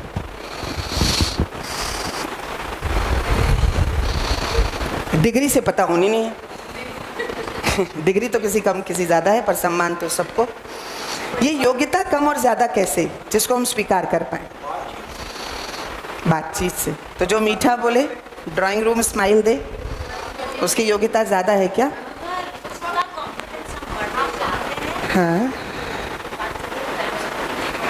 बहुत अच्छा। तो एक इंडिकेशन है, जैसा मैम कह रही, what's your good name ma'am? Richa ma'am कह रहे हैं, जैसा रिचा मैम कह रहे हैं कि अगर हम जिम्मेदारी से संबंध में टर्नअप हो पा रहे हैं तो योग्यता का प्रमाण है।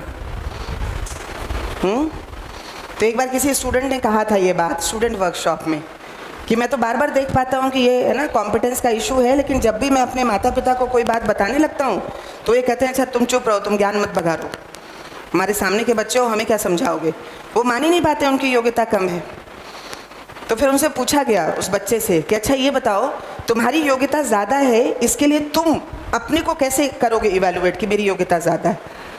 तो उसने कहा कैसे करूँ? उन्होंने कहा कितना जिम्मेदारी से पार्टिसिपेट करते हो तुम? तो उसने देखा और उसने कहा नहीं, जिम्मेदारी से कोई पार्टिसिपेशन मेरा नहीं होता, क्योंकि घर में सारा काम या तो माता पिता करते हैं या फिर आउटसोर्सिंग होती है, तो मेरा कोई पार्टिसिपेशन नहीं हो रहा। शायद इसीलिए माँ बाप मेरी बात को सुनने को तैयार नहीं। फिर उसके बाद उसने अपने आप ही प्रोग्राम बनाया, क्योंकि ये हाउ वाला मसला ना व्यक्ति व्हाट की क्लैरिटी के साथ खुद करते ही है। फिर उसने अगली वर्कशॉप में आके शेयर किया उसने कहा ये दुविधा जो पिछली बार थी इस बार रिजॉल्व हो गई, अब मैंने वो काम अपनी जिम्मेदारी पर ले लिए हैं जो मैं कर सकता हूँ। उसने कहा जैसे मैं पहले घर से निकलता था तो मैं अपने कपड़े, अपनी टॉयल, अपना जूते, अपने चप्पल सब फैला के निकलता था और मैं हार्डली किसी को बता के जाता था मैं कहाँ जा रहा हूँ। जब लौट के आता था तो इस बात पे बड़ी कहा सुनी होती थी कि बता के नहीं जा सकते थे। कई बार माँ ये कहती थी कि उधर ही मुझे थोड़ा काम था, तुम बता के जाते तो ये हो जाता। अब मैंने ये तय किया है कि एक तो चीज़ों को व्यवस्थित रखूँगा घर में, कम से कम अपनी, उससे बहुत सहयोग हो जा रहा है। माँ बहुत खुश है, पिताजी बहुत खुश हैं, और जब मैं निकलने लगता हूँ तो मैं बता के जाता हूँ कि उस जगह जा रहा हूँ, कुछ काम है तो बता दीजिए, या फिर कुछ याद आएगा तो फ़ोन पे बता दीजिएगा। इस तरीके से मेरे घर में एक जिम्मेदार, एक प्रतिभाग हो रहा है और उससे घर में बहुत ही म्यूचुअली फुलफिलिंग माहौल है। उसने कहा उसके बाद से पिताजी हर डिसीजन में मुझे अपने साथ बिठाते हैं कि बताओ क्या करना चाहिए, क्योंकि योग्यता का अंदाज़ा हो रहा है, इवॉल्व हो रहा है, बच्चा जिम्मेदार हो रहा है। अनलेस एंड अनटिल हम जिम्मेदारी से पार्टिसिपेट नहीं कर रहे, मियरली है ना स्टेटिंग सम स्टेटमेंट्स, ये कोई जिम्मेदारी का प्रमाण थोड़ी हुआ। बात बड़ी बड़ी कर लें। एग्जैक्टली तो क्षमताओं का, पोटेंशियल का कितना सदुपयोग कर पा रहे हैं, मतलब नेचुरल एक्सेप्टेंस को कितना क्लैरिटी से देख पा रहे हैं, यही क्षमताओं का सदुपयोग है ना जी। कि मैं नाराज़ हो गई थी किसी रीज़न से अपने छोटों से, तो अभी दीदी आए तो दीदी ने हमें समझाया कि तुम बड़ी हो तो रिजॉल्व करो, इस बात को ख़त्म करते हैं। तो वो एक ईगो था कि नहीं क्यों मैं बड़ी हूँ, उन्हें मेरी बात सुननी चाहिए थी और उसे समझना भी चाहिए था, उन्होंने नहीं समझा। तो उस टाइम दीदी बोल के चले कि उन्होंने बहुत रिक्वेस्ट किया कि ठीक है करते हैं इसको, रिजॉल्व करो रिजॉल्व करो। दीदी गए, मेरी बेटी ने मुझे कहा कि मम्मा जो चीज़ आप जिस चीज़ के लिए लड़ रहे हो अभी आप वही कर रहे थे, कि आप बड़े थे, आप सोच रहे थे कि भाई मैंने जो बात बोली मेरी जगह में बिल्कुल सही थी, पर मेरे छोटों ने समझा नहीं। और सेम थिंग अभी दीदी आपको बोल के गए, वो आपसे 20 इयर्स बड़े हैं और वो आपको कोई चीज़ बोल रहे हैं तो आपको समझना चाहिए। और तब मैं अभी कनेक्ट कर पाई उस चीज़ को कि फिर मैंने रियलाइज़ किया, और जब हमने बात शुरू की तो मेरे छोटों ने, एक्चुअली मैं थोड़ी सी स्ट्रिक्ट और स्ट्रेट फॉरवर्ड हूँ, तो उनको ऐसा लगा, वो बोले कि हम भाभी डर गए थे, हमें ऐसा लग रहा था कि हम आपसे बात करेंगे और आप उसका रिएक्शन पता नहीं किस वे में देंगे। संबंधों में डर तो को जगह ये दे रहे चीज़ हैं और ये अपने को दिखाई पड़ा तो इवोल्यूशन है, तो फिर ये हाँ, विकास है ये अपने तो में। बिल्कुल बिल्कुल मुझे रियलाइज हुआ अब ये कि हाँ ठीक है, स्पेस देना चाहिए। बिल्कुल ठीक बात है। अभी देखिए जब मैम कह रहे हैं तो मुझे भी ऐसा दिख रहा है, बच्चा कहता है ना एक पर्टिकुलर ड्रेस को हमने अलमारी में रख दिया है कि इसको किसी पर्टिकुलर जगह पर पहन के जाना है, नहीं पहनना है। बच्चे को बोलो जाओ कपड़े पहनो, तो है ना वो जाकर वो ड्रेस निकाल करके ले आता है, और हम उससे बार बार जिद करते हैं ये तुम्हें नहीं पहनना है, ये नहीं पहनना है। हम कहते देखो बिना मतलब जिद कर रहा है, कह रहा है यही पहनेंगे। ये बताइए सिर्फ बच्चा जिद कर रहा है, वो दिखता नहीं। हम जिद कर रहे हैं कि ये नहीं पहनना है, हम उसको फोर्स कर रहे हैं नहीं तुम ही बदलो, तुम ही अपने डिसीजन को बदलो। हमको अनअवेयरनेस में पता भी नहीं लगता, और हम सबसे कहते रहते हैं बहुत जिद्दी हो गया है, पूरे समय जो मना करो वही करता है ना। आप भी वो जो कर रहा है उसको ठीक से संभाल नहीं पा रहे हो, हर चीज़ को मना कर रहे हो, आप भी जिद कर रहे हो, ये दिखता नहीं है। आप बताइए ये जो कपड़ा पहनना, ये बच्चा नेचुरल एक्सेप्टेंस से देख रहा है या आप नेचुरल एक्सेप्टेंस से देख रहे हो? बच्चा देख रहा है, बच्चे को तो कपड़ा कपड़ा लग रहा है, उसकी हाई कॉस्ट उसको नहीं दिख रही, उसको लग रहा है कपड़ा पहनना है, पहन सकते हैं ना, घर में भी पहन सकते हैं, बाहर भी पहन सकते हैं, उसको तो उससे सुरक्षा देखनी है बस। आपको उसमें भौकाल दिख रहा है, एक बड़ा पर्टिकुलर कपड़ा, ये कुछ बड़ा बढ़िया है, ज़्यादा पैसा लगा है, ये कहीं और पहना जाएगा, लोग देखेंगे, अप्रिशिएट करेंगे, वो बहुत नेचुरल है। हम उस बच्चे की नेचुरलनेस को अप्रिशिएट नहीं कर पाते। संबंध में कमी किसकी, उसकी या मेरी? जैसे आपने ध्यान दिलाया तो बच्चा देख पा रहा है इस चीज़ को कि मम्मा आप वही कर रहे हो जो आप है ना नहीं करना चाह रहे हो, जो आप मना कर रहे हो, जिस पर रेजिस्ट कर रहे हो, खुद भी वही कर रहे हो। ऐसी गलतियां हम कर रहे हैं, और इवन अपने बच्चे के साथ फिर भी देख लेते हैं। आप देखो क्लास में भी क्या कर रहे हैं है ना। तो अभी देखिए बच्चा बहुत नेचुरलनेस के साथ टर्न अप हो रहा है, हम उसकी नेचुरलनेस को रीड नहीं करते, ऑब्जर्व नहीं करते, फैसिलिटेट नहीं करते, और फिर बाद में शिकायत करते हैं आज के बच्चे कितने मैकेनिकल होते जा रहे हैं, फीलिंग्स उसमें है ना रह नहीं गई। फीलिंग्स को फ्लरिश कहाँ किया हमने, फैसिलिटेट कहाँ किया, अप्रिशिएट कहाँ किया। So this is important to look into feelings, इसीलिए फीलिंग्स को देखना ज़रूरी है। और इस कनेक्शन में भी हम इन फीलिंग्स को देखने की कोशिश कर रहे हैं। 2 फीलिंग्स हमने अभी तक इवेलुएट की। One is trust, trust that is being assured that other wants happiness and prosperity only. Then after being complementary to each other, एक दूसरे के साथ कॉम्प्लीमेंट्री हो जाना, इसको देखा सम्मान, ये जानते हुए कि दूसरा सुख समृद्धि ही चाहता है, उसका प्रोग्राम और मेरा प्रोग्राम भी सेम है, उसका पोटेंशियल और मेरा पोटेंशियल भी सेम है, हम दोनों एक दूसरे के जैसे ही हैं। हाँ, योग्यता में अप्स एंड डाउन्स हैं, यानी इमेजिनेशन को देख पाने की कैपेसिटी किसी अवसर पर मेरी ज़्यादा है, किसी अवसर पर उसकी ज़्यादा है, इसलिए हम दोनों ही एक दूसरे के कॉम्प्लीमेंट हो सकते हैं। ऐसा करते ही मेरा ध्यान जाता है संबंध में सब एक दूसरे के कॉम्प्लीमेंट्री हैं, एक दो नहीं, सब। और आप देखिए, चाहे वो वेंडर हो, चाहे वो शॉपकीपर हो, है ना, चाहे वो वॉचमैन हो, सब देखिए कॉम्प्लीमेंट कर रहे हैं। लेकिन हम कॉम्प्लीमेंटारिटी नहीं बताते, हम एम्प्लॉयर और एम्प्लॉई बताते हैं, हम गैप बताते हैं, क्योंकि हमारी दृष्टि ही गैप देखने की बनी है अभी तक। ये गैप का कुछ नेचुरल प्रोविज़न है। नेचुरल प्रोविज़न का मतलब कॉम्प्लीमेंटारिटी, ये अपोजिशन नहीं है। कॉम्प्लीमेंटारिटी को बता पाएँ, देखिए संबंध कितना खिल के निकल करके आ पाएगा। तो ये बॉय और गर्ल अपोजिट नहीं है, कॉम्प्लीमेंट्री है। ये मालिक और नौकर ये अपोजिट नहीं है, ये कॉम्प्लीमेंट्री है। काश हम बचपन से दिखा पाएँ इस बात को, काश हम एजुकेशन का ये ना बीज बो पाएँ, अभी जो नहीं कर पा रहे, जहाँ गैप बन रहा है ना। तो इन फीलिंग्स को इस दृष्टि से देखने चल रहे हैं और कुछ और फीलिंग्स को न्याय के संबंध में कोशिश करते हैं समझने की।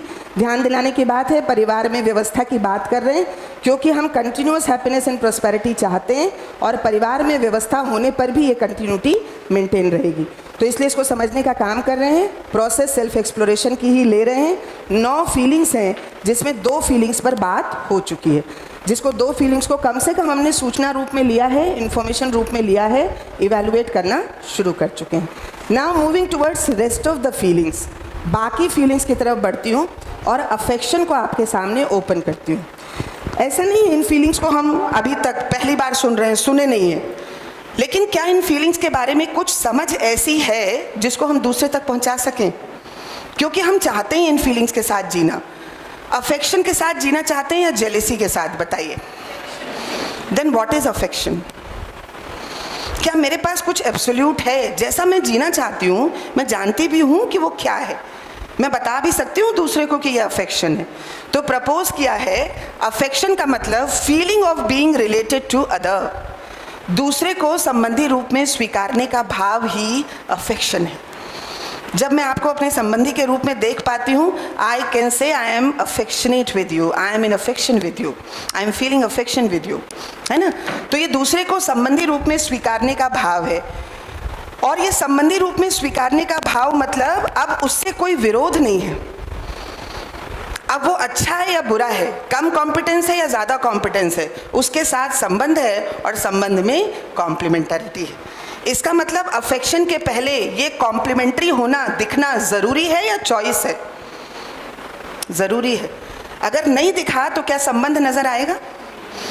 अगर ये पूरकता नहीं दिखी तो क्या ये दिखाई पड़ेगा कि उसके साथ मेरा संबंध है, संबंध में जिम्मेदारी है, सहयोग करना है, भले ही वो अच्छा है या बुरा है ना। और वो कॉम्प्लीमेंटारिटी भी कब दिखेगी? जब पर्पस दिखेगा कि जो पर्पस है ये सुख समृद्धि उसका भी और मेरा भी। तो अनलेस एंड अनटिल ट्रस्ट नहीं होगा तब तक रिस्पेक्ट नहीं होगा।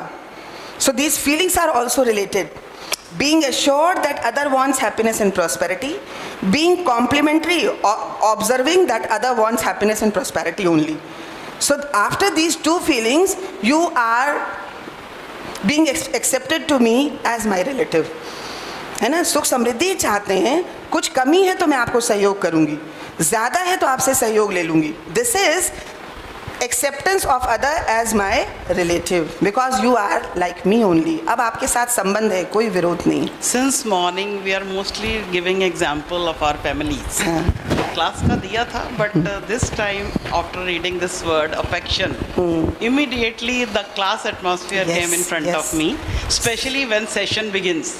सुंदर, बढ़िया। New batch, new children.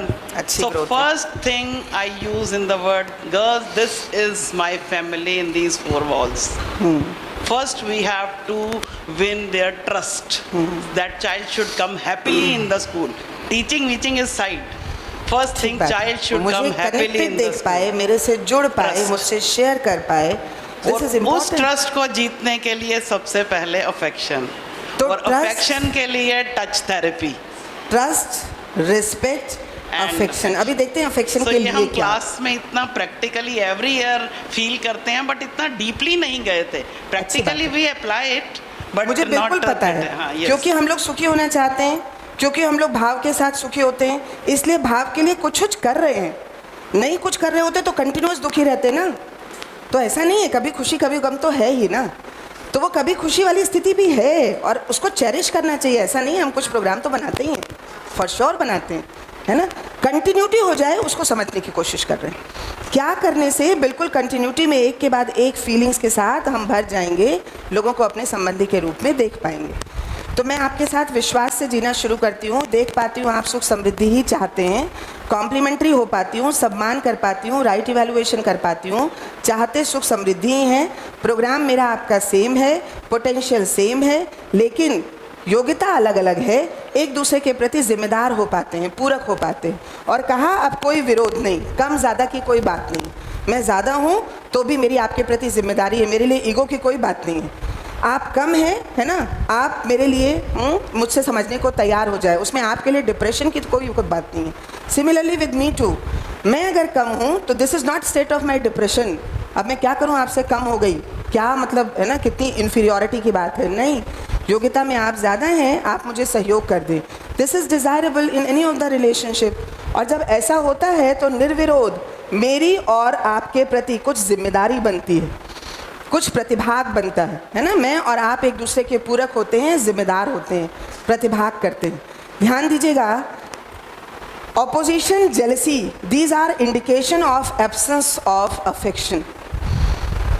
If I am feeling opposition और जेलसी, मैंने फिर पहले पूछा था आपसे कौन सी चीज़ नेचुरली एक्सेप्टेबल है, स्नेह या ईर्ष्या, अफेक्शन, है ना। और अभी देखें घरों में भी इवन जहाँ हमको ऐसा लग रहा है कि ब्लड रिलेशन है, वहाँ पर ये स्नेह जन्म ले रहा है या ईर्ष्या जन्म ले रही है। बहुत ईमानदारी से इवैल्यूएट करने की ज़रूरत है। घर में एक छोटा बच्चा आता है और बड़े बच्चे में अगर आपको ये दिखाई पड़ रहा है कि वो कभी उसको चिकोटी काट ले रहा है, कभी उसकी आँख में उंगली घुसा दे रहा है, कभी उसको, है ना, ज़ोर से दबा दे रहा है, ईर्ष्या पनप रही है, देखने की ज़रूरत है। और वो ईर्ष्या वो नेचुरली उसको नहीं एक्सेप्टेबल है। आपके कुछ एक्सप्रेशंस के साथ में उस तक ये कम्युनिकेट हो रहा है कि आप उससे डिटैच हो रहे हो, आप किसी को ओवर प्लेस कर रहे हो। और ये घटना कई घरों में देखी जाती है। छोटे बच्चे के आते ही बड़े बच्चे को ये feeling of jealousy, feeling of insecurity feel होने लगती है। हम सब इसके विटनेस रहे। क्या कर सकते हैं इसमें ऐसा? तो जैसे ही छोटा बच्चा आया, बड़े बच्चे को भी डिसीजन मेकिंग में शामिल करें। अभी हम दोनों को ही छोटा मानते हैं, जबकि अगर देखें तो सेल्फ एक जिम्मेदार हो रहा है, फीलिंग ऑफ अफेक्शन के साथ में बड़ा हो रहा है। लेकिन हमको ऐसा दिखता नहीं, हम अंडर इवैल्यूएट कर लेते हैं उस बड़े बच्चे को जो इसके लिए तैयार होना चाह रहा है, जो इसको जिम्मेदारी से लेना चाह रहा है ना। लेकिन अभी देखेंगे एक किसी वर्कशॉप में दो भाई बहनों को के इसी प्रसंग को लेकर के कोई व्यक्ति टर्न अप हुए।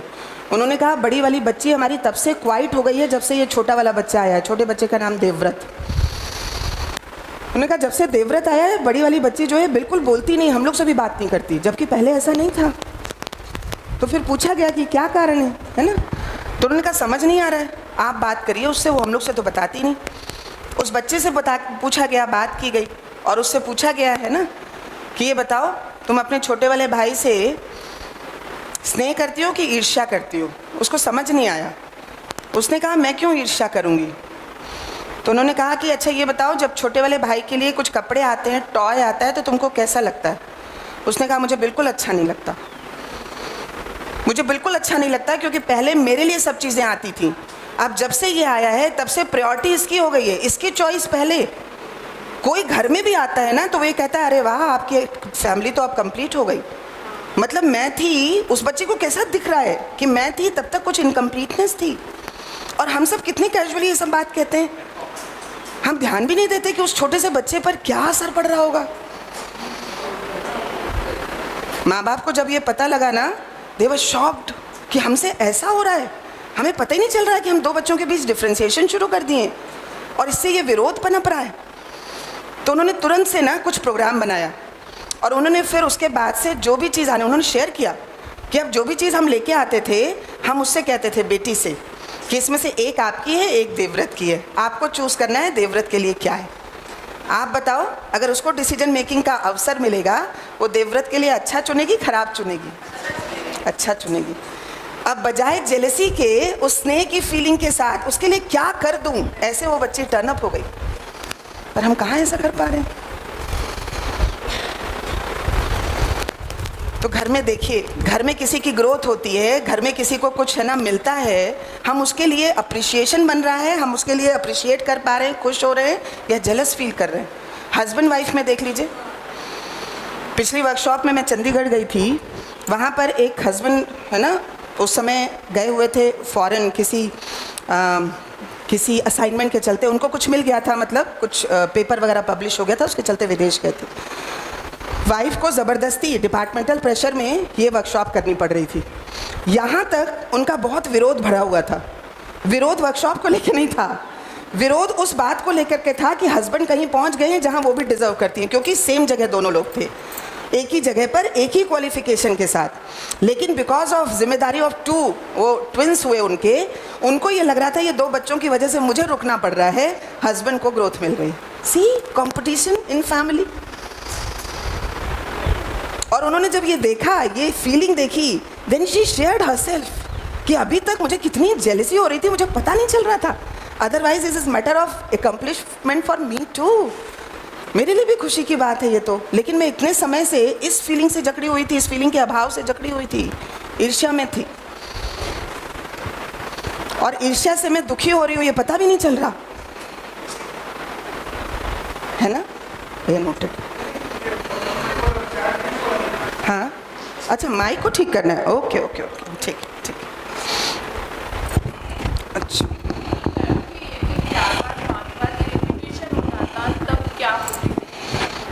बताइए, ये जो 4 बार 5 बार रिपीटिशन हो जा रहा है, जिसके बेसिस पर हम ये मान ले रहे हैं कि अब ठीक हो जाना चाहिए, आप बताइए आप कितनी गलती के बाद ठीक कर लोगे? ये गारंटीड है। उसी पैरामीटर को सेट कर लेते हैं। इसलिए कह रहे हो, दूसरे के उसमें जाके मत सोचिए, अपने लिए देखिए कि मेरे साथ कितनी बार हो जाए, उसके बाद मैं एकदम फिक्स कर लूँगी कि अब सही करूँगी। Is there any parameter for this? Is there any certainty? कुछ कह सकते हैं कि इतनी मिस्टेक्स के बाद कम से कम मैं तो कहती हूँ मुझे दिख जाएगा। ये सारा योग्यता का मामला है। एग्जैक्टली, तो ये योग्यता का मामला है, उसके संस्कार का मामला है। अभी उसका इमेजिनेशन का स्तर कितना है, इसका मामला है। यहाँ जितने लोग बैठे हैं, क्या सबकी योग्यता एक जैसी है? संस्कार पार्ट है ही ना। आप कुछ तो पीछे से कैरी करके आए हैं, उसके बाद यहाँ बैठे हैं ना। कुछ के संस्कार में बहुत रेजिस्टेंस है, समय लगा। कुछ के संस्कार में बहुत सपोर्ट है, उनका पहले से ही कुछ ऐसा बेंट है, जल्दी से पकड़ पाएंगे।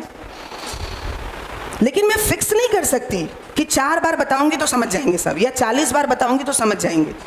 किसी को 400 बार लग सकता है, किसी को पूरी शरीर यात्रा लग सकती है। इसके लिए कोई सच नहीं आएगा। लेकिन अपने को ये समझ आना चाहिए कि आ नहीं रहा है, ये योग्यता का मसला है। करना नहीं चाहता ऐसा नहीं, समय ले रहा है क्योंकि योग्यता का मसला है। समय ले रहा है तो मदद चाहिए। फिर हम अपनी योग्यता को डेवलप करें कि उसके लिए योग्यता इम्प्रूवमेंट का प्रोग्राम बन पाए, बार बार बन पाए, कई बार बन पाए। सुनील भाई साहब का ऐसे ही प्रोग्राम है, वो बार बार कहते हैं, हाँ कितनी भी स्टकिंग है पर मुझे ये दिखता है कि व्यक्ति सही करना चाहता है, इसीलिए वो हर बार, मैं फिर बता रही हूँ, मन तन धन से जुटे रहते हैं, सेल्फलेसली। मैं अप्रिशिएट कर पाती हूँ, कुछ नहीं मिलना है उनको, सिर्फ ये मन से तैयारी हो गई है कि ये भाव से भरना चाहिए व्यक्ति को, तभी व्यवस्था में सहयोग दे पाएगा। अदरवाइज कितना भी कान उमेठो, कितना भी सजा दो, इससे तो कुछ होगा नहीं। तो अगर एक बार ये स्नेह दिखता है ना, तब ये 2 फीलिंग दिखती है। 2 फीलिंग का मतलब केयर और गाइडेंस।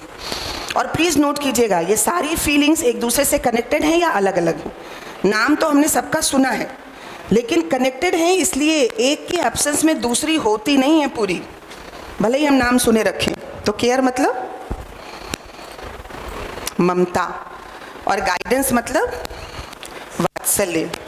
एक बार दूसरा व्यक्ति मुझे संबंधी के रूप में स्वीकार हो जाता है कि ये तो मेरा ही संबंधी है ना, योग्यता कम हो या ज़्यादा हो। अब मेरी जिम्मेदारी उसके उस पूरे व्यक्ति के लिए, व्यक्ति जो को एग्जिस्टेंस है सेल्फ और बॉडी का। तो अब जब मैं उसके लिए अफेक्शनेट होकर प्रोग्राम बनाऊंगी, तो एक प्रोग्राम उसकी बॉडी के लिए होगा जिसको कह रहे हैं feeling of responsibility towards the body of my relative, that is care.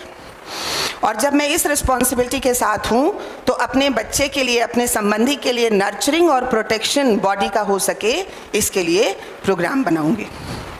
So this is natural outcome of affection. Once I feel affectionate, I make program for body as well as I make program for self too. क्योंकि self के basis पर अब संबंध को देख पा रही हूँ, तो मैं देख पा रही हूँ हर सेल्फ विश्वास के साथ जीना चाहता है, हर सेल्फ सम्मान के साथ कॉम्प्लीमेंट्री होके जीना चाहता है, हर सेल्फ अफेक्शन के साथ में जी रहा है। If I am affectionate with you, my responsibility is towards your body as well as your self too. आप बताएं ये दोनों फीलिंग्स नेचुरली एक्सेप्टेबल हैं कि नहीं? व्यक्ति समझदार जिम्मेदार भी बने और व्यक्ति खाने का पहनने का इंतज़ाम भी कर पाए, या फिर केवल खाने पहनने का इंतज़ाम कर दिया जाए।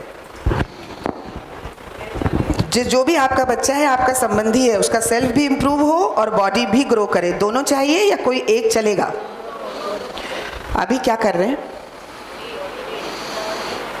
अभी किसी एक फीलिंग को ओवर प्लेस कर दे रहे हैं। केयर का ओवर प्लेसमेंट है हमारे अपने घरों में।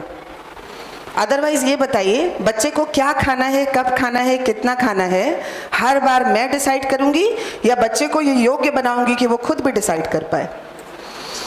अभी देखिए हमारे घरों में क्या स्थिति है। 60 साल का बच्चा हो जाए, लेकिन माँ अगर है तो वही डिसाइड करती रहती है बच्चा क्या खाएगा। उसको ये अच्छा लगता है। बहू के आने पे तकरार ही इसी बात की है। उसके लिए अच्छा है, लगता है माँ को कि मुझे ही पता है। ना बहू बता पाएगी, ना बहू समझ पाएगी, और बच्चा तो बता पाएगा ही नहीं, है ना। देखिए अभी, और फिर ऐसे में बेचारा वो बच्चा फंस जाता है। है ना। तो वाइफ कह रही है कि ठीक है, खाते रहे होंगे बचपन में, अब नहीं खाते, अब उनको नहीं पसंद आता, अब जो मैं बनाती हूँ वो खाते हैं। और वो कहती हैं कैसे नहीं खाएगा, चलो मैं बनाऊंगी अभी। किसका ओवर प्लेसमेंट है? वो बेचारा पुअर गाय, उससे पूछा भी नहीं जा रहा है क्या खाएगा। ये दो लोग लड़ाई कर रहे हैं। हाँ, मैं इसीलिए बार बार कहती हूँ, छोटा बच्चा भूख लगती है तो रोता है, क्योंकि ये नेचुरली अगर उसको कुछ चाहिए होगा तो वो एक्सप्रेस करेगा। भाषा नहीं जानता है तब तक रो के एक्सप्रेस करेगा। लेकिन हम इस नेचुरलनेस को अप्रिशिएट नहीं करते, हम अपने अलार्म को अप्रिशिएट करते हैं, क्योंकि हमको पता है कि 2 घंटे बाद उसको खिला देना है। और अगर वो नहीं खा पा रहा है तो हमको सारे ताम झाम करने हैं। उस ताम झाम में उसकी नाक दबानी है, उसको पैर से दबाना है, और उसके मुंह में। करते हैं कि नहीं करते हैं? Is it human? है, करते हैं। हम सब ने बचपन में किया, क्योंकि केयर को ओवर प्लेस किया है। केयर को ओवर प्लेस किया है, खिला देना है ना। उसका सेल्फ खुद जिम्मेदार है, वो सेल्फ की उम्र नहीं है, और वो निकाल देता है बाहर। बिल्कुल, आप कर लो जबरदस्ती, उसका सेल्फ जिम्मेदारी से जितना एक्स्ट्रा है वो निकाल देगा। पर आपको लगता रहता है जब तक खिला नहीं दोगे तब तक आप माँ के रूप में ममता नहीं दिखा पा रहे हो, ऐसा लगता रहता है। माँ की ममता मतलब ओवर फीडिंग। ओवर फीडिंग का मतलब, अगर आप ममता को ओवर प्लेस करो, आप खुद गाइडेड नहीं हो, आपको पता नहीं है क्या करना है। तो खाना नर्चरिंग के लिए या उसका स्वास्थ्य खराब करने के लिए? मैम, इस पे हर क्लास में ऑल द टीचर्स की तरफ से मैं कॉमनली ये बात कह रही हूँ कि पीटीएम में सारे पेरेंट्स का फिक्स स्टेटमेंट है, खाना नहीं खाती, खाना नहीं खाती, ये नहीं खाती, वो। इसलिए अभी आपको सारे प्रश्नों का आंसर मिलेगा। तौरी, भिंडी, ये सब आपको टिफिन में ही देना है क्या? उनको क्या पता ठंडा खाना बच्चा कैसे खाएगा? अभी देखिए तो समझ नहीं आ रहा, पेरेंट्स को समझाना पड़ता है ये बात।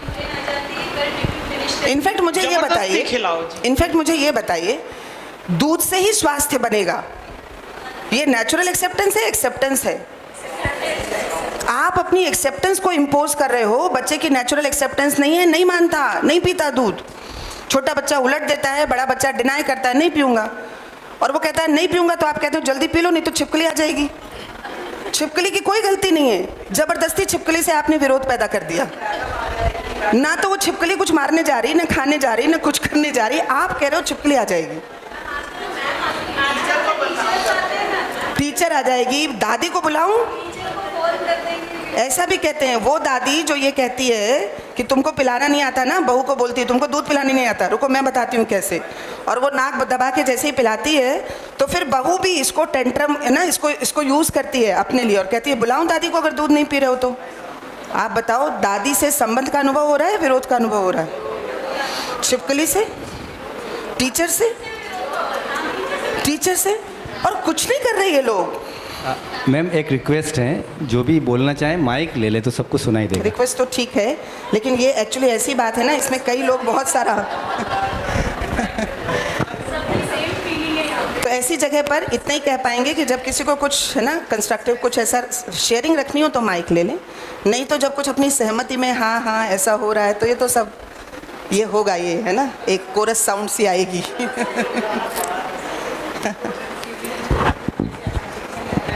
तो ये देखिए अभी हम लोग क्या कर रहे हैं अनअवेयरनेस की स्थिति में। हमसे ज़्यादा जिम्मेदारी से जानवर का बच्चा बड़ा हो रहा है। ह्यूमन को जिम्मेदार होने की ज़रूरत है। जानवर का बच्चा पैदा होते ही खड़ा हो जाता है। आपको अपने बच्चे को खड़ा कराने के लिए, चल पाने के लिए बड़ी मशक्क़त करनी पड़ती है, क्योंकि आप गोदी में लिए रहते हो। आपको बार बार लगता है ये फर्श कहीं है ना इसको नुकसान ना पहुंचाए। आपको अंदाज़ा ही नहीं है कि ये फर्श की ग्रिपिंग उसके कॉन्फिडेंस को इम्प्रूव कर रही है। आपको पता ही नहीं है कि ये जो ऊंचा नीचा है ये उसके कॉन्फिडेंस को बिल्ड कर रहा है। आपको लगता है जहाँ ऊंचा नीचा है उठा लो बच्चे को गोदी में, भीड़ भड़का में मत चलने दो। So guidance is one part, but guidance is वो सेल्फ जिम्मेदार हो जाए।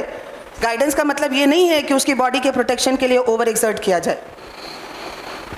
So let the self be responsible for protection of the body. बच्चे के लिए भी तैयारी करिए ना, वो अपने खाने का, अपने पहनने का, अपने है ना गैजेट्स का डिसीजन ले पाए।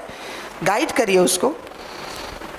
अभी आप देखो तो एज पेरेंट्स हमारे पास ये गाइडेंस मिसिंग है, इसलिए हम लोग गाइडेंस के लिए स्कूल भेज देते हैं। अब जाओ तुमको टीचर गाइड करेगा। टीचर के पास में ये गाइडेंस अवेलेबल है क्या? तो वो भी इसी में फंस जाता है। खाना, कपड़ा है ना, ड्रेस, टाई, बेल्ट, भाषा, उसके पास भी इसका एक्सपोजर नहीं है, इसलिए वो अभी इसी का ही ओवर प्लेसमेंट जो घर में मिला हुआ है यहाँ भी मिला हुआ है ना। इसीलिए मैं बार बार कहती हूँ बच्चे के सेल्फ को इम्प्रूव करना इसकी जिम्मेदारी कौन लेगा? दोनों ही एक दूसरे के कोर्ट में बॉल फेंक रहे हैं, दोनों ही कह रहे हैं जिम्मेदारी से रिस्पॉन्ड नहीं करता। पीटीएम में क्या होता है? ये जो गैर जिम्मेदारी की शिकायत मैम बता रही हैं, ये वो जिम्मेदार बने इसके लिए काम कौन कर रहा है? खाना वो भेज रहे हैं और आपसे कह रहे हैं खाना खा ले, ये देख लो। उसके डिसीजन मेकिंग में ये चीज़ आ जाए कि नर्चरिंग करना बॉडी की मेरी रिस्पॉन्सिबिलिटी, इसको कौन कर रहा है? सेल्फ रेगुलेशन की जिम्मेदारी कौन लेगा? इसलिए वो बच्चा अभी फ़िलहाल जिम्मेदारी लेस स्टेट में बन रहा है, और इसीलिए आप देखें हर अगली जनरेशन आपको शिकायत है कि वो गैर जिम्मेदार हो रही है। उसमें हमारा क्या रोल है हमको नहीं दिख रहा है ना। तो इम्पॉर्टेंट बात है, ये केयर और गाइडेंस ये नेचुरल आउटकम है अफेक्शन का। क्या हम ये दोनों अपने फैमिली में या अपने कॉलेज में, अपने स्कूल में ये इम्पार्ट कर रहे हैं, केयर गाइडेंस दोनों, या दोनों में से किसी एक फीलिंग को ओवर प्लेस कर रहे हैं? ये देखने की बात है।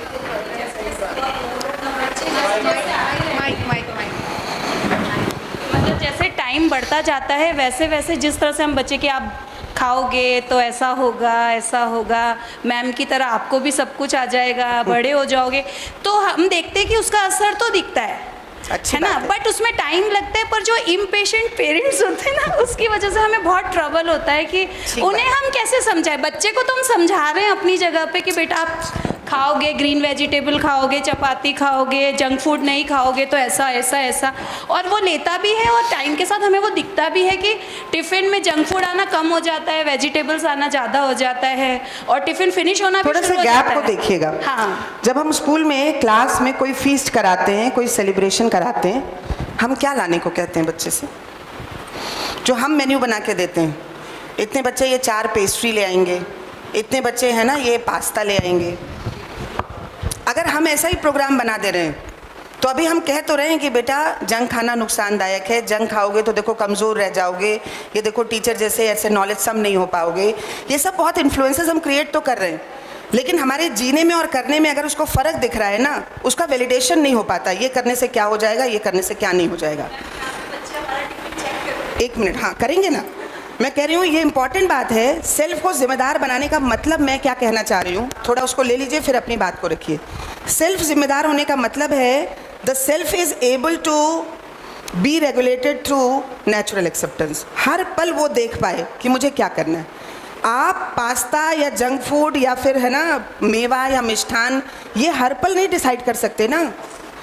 वो अपने डिसीजन मेकिंग में कॉन्फिडेंट हो जाए, ये कह रहे हैं सेल्फ को जिम्मेदार बनाने का मतलब। मेरे ऊपर वो डिपेंडेंट ना रहे, मैं उसको पैरालाइज नहीं कर रही, वो अपने आप डिसाइड कर पा रहा है what to do what not to do. अगर बॉडी के लिए करना है तो नर्चरिंग, प्रोटेक्शन, राइट यूटिलाइजेशन ये करना है, वो देख पाए, इसको कह रहे हैं सेल्फ को जिम्मेदार बनाना। तो अभी हम फिलहाल कुछ रेफरेंसेस के साथ ये तो कोशिश करते हैं कि ये नहीं, ये है ना, ये नहीं, ये क्या वो नेचुरल एक्सेप्टेंस है या एक्सेप्टेंस ही है, उसको चेक करते रहिए।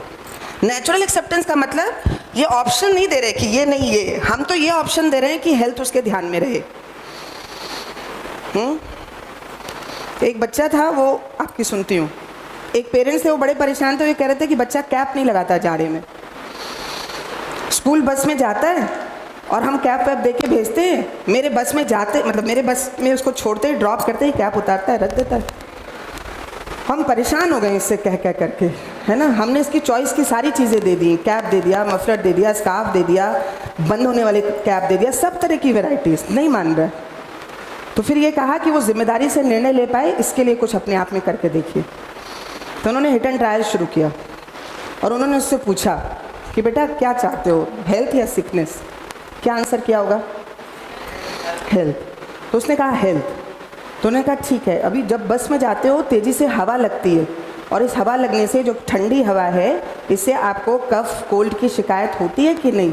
उसने कहा हो जाती है कभी कभी। तो उन्होंने कहा वो कभी कभी चाहते हो होती रहे या उसको ठीक रखना चाहते हो? अगर ठीक रखना चाहते हो तो देखना ट्राई करके कि इससे प्रोटेक्शन मिलता है क्या। उसने कहा ठीक है, उसने मान लिया, लेकिन फिर जब बैठा बस में तो फिर से निकाल के फेंक दिया, और ये बहुत इरिटेट हुए कि हमने तो उसको प्रस्ताव दे के भी देखा, कहीं नहीं सुनते बच्चे आजकल के, है ना। लेकिन फिर ऑब्जर्व करते रहे और कुछ दिन के बाद में, हफ्ते भर के बाद में, ये कहते हैं हम उसको एक तरह से छोड़ दिए कि देने का कोई फ़ायदा नहीं। तो हमने छोड़ दिया, तो फिर उसने कहा कि कैप निकाल दीजिए मेरी। तो उन्होंने पूछा क्यों, कैप क्यों पहननी है? तो उसने कहा नहीं, मैं पहले मुझे लगता था कि बस में क्योंकि कोई नहीं पहनता था तो इसलिए मैं निकाल देता था, लेकिन मुझे ये दिखाई पड़ रहा है कि जब पहन लेता हूँ तो मुझे ये जुकाम खांसी नहीं होती है, तो इसलिए आप मुझे दे दो, और लोग पहने या ना पहने मैं पहनूंगा। खुद डिसीजन ले रहा है। लेकिन अभी हम इतना पेशेंस ही नहीं रख पाते। अभी हमको लगता है मेरी बात नहीं मान रहा, अब उसको लगाओ, तो मेरी बात नहीं मान रहा, जिद्दी हो गया। तो ये पेशेंस भी अपने में भी चेक करने की ज़रूरत है। क्या मैं ये देख पा रहा हूँ कि दूसरा सेल्फ भी ग्रेजुअली इम्प्रूव कर रहा है? हर दिन मेरा अपना एक कोई गाइडेंस उसके, है ना, ग्रोथ में क्वालिटेटिव शिफ्ट ला रहा है। सिर्फ वो कुछ एकदम टर्न अप हो जाए होल नाइट एकदम बिल्कुल उसी समय, ऐसा ज़रूरी नहीं है। हो सकता है उस संस्कार पार्ट पे अभी कुछ तय कर रहा हो, कुछ डिसीजन में अपने आप में कुछ फिल्टर कर रहा हो। Are we in state of giving this much time for guiding self?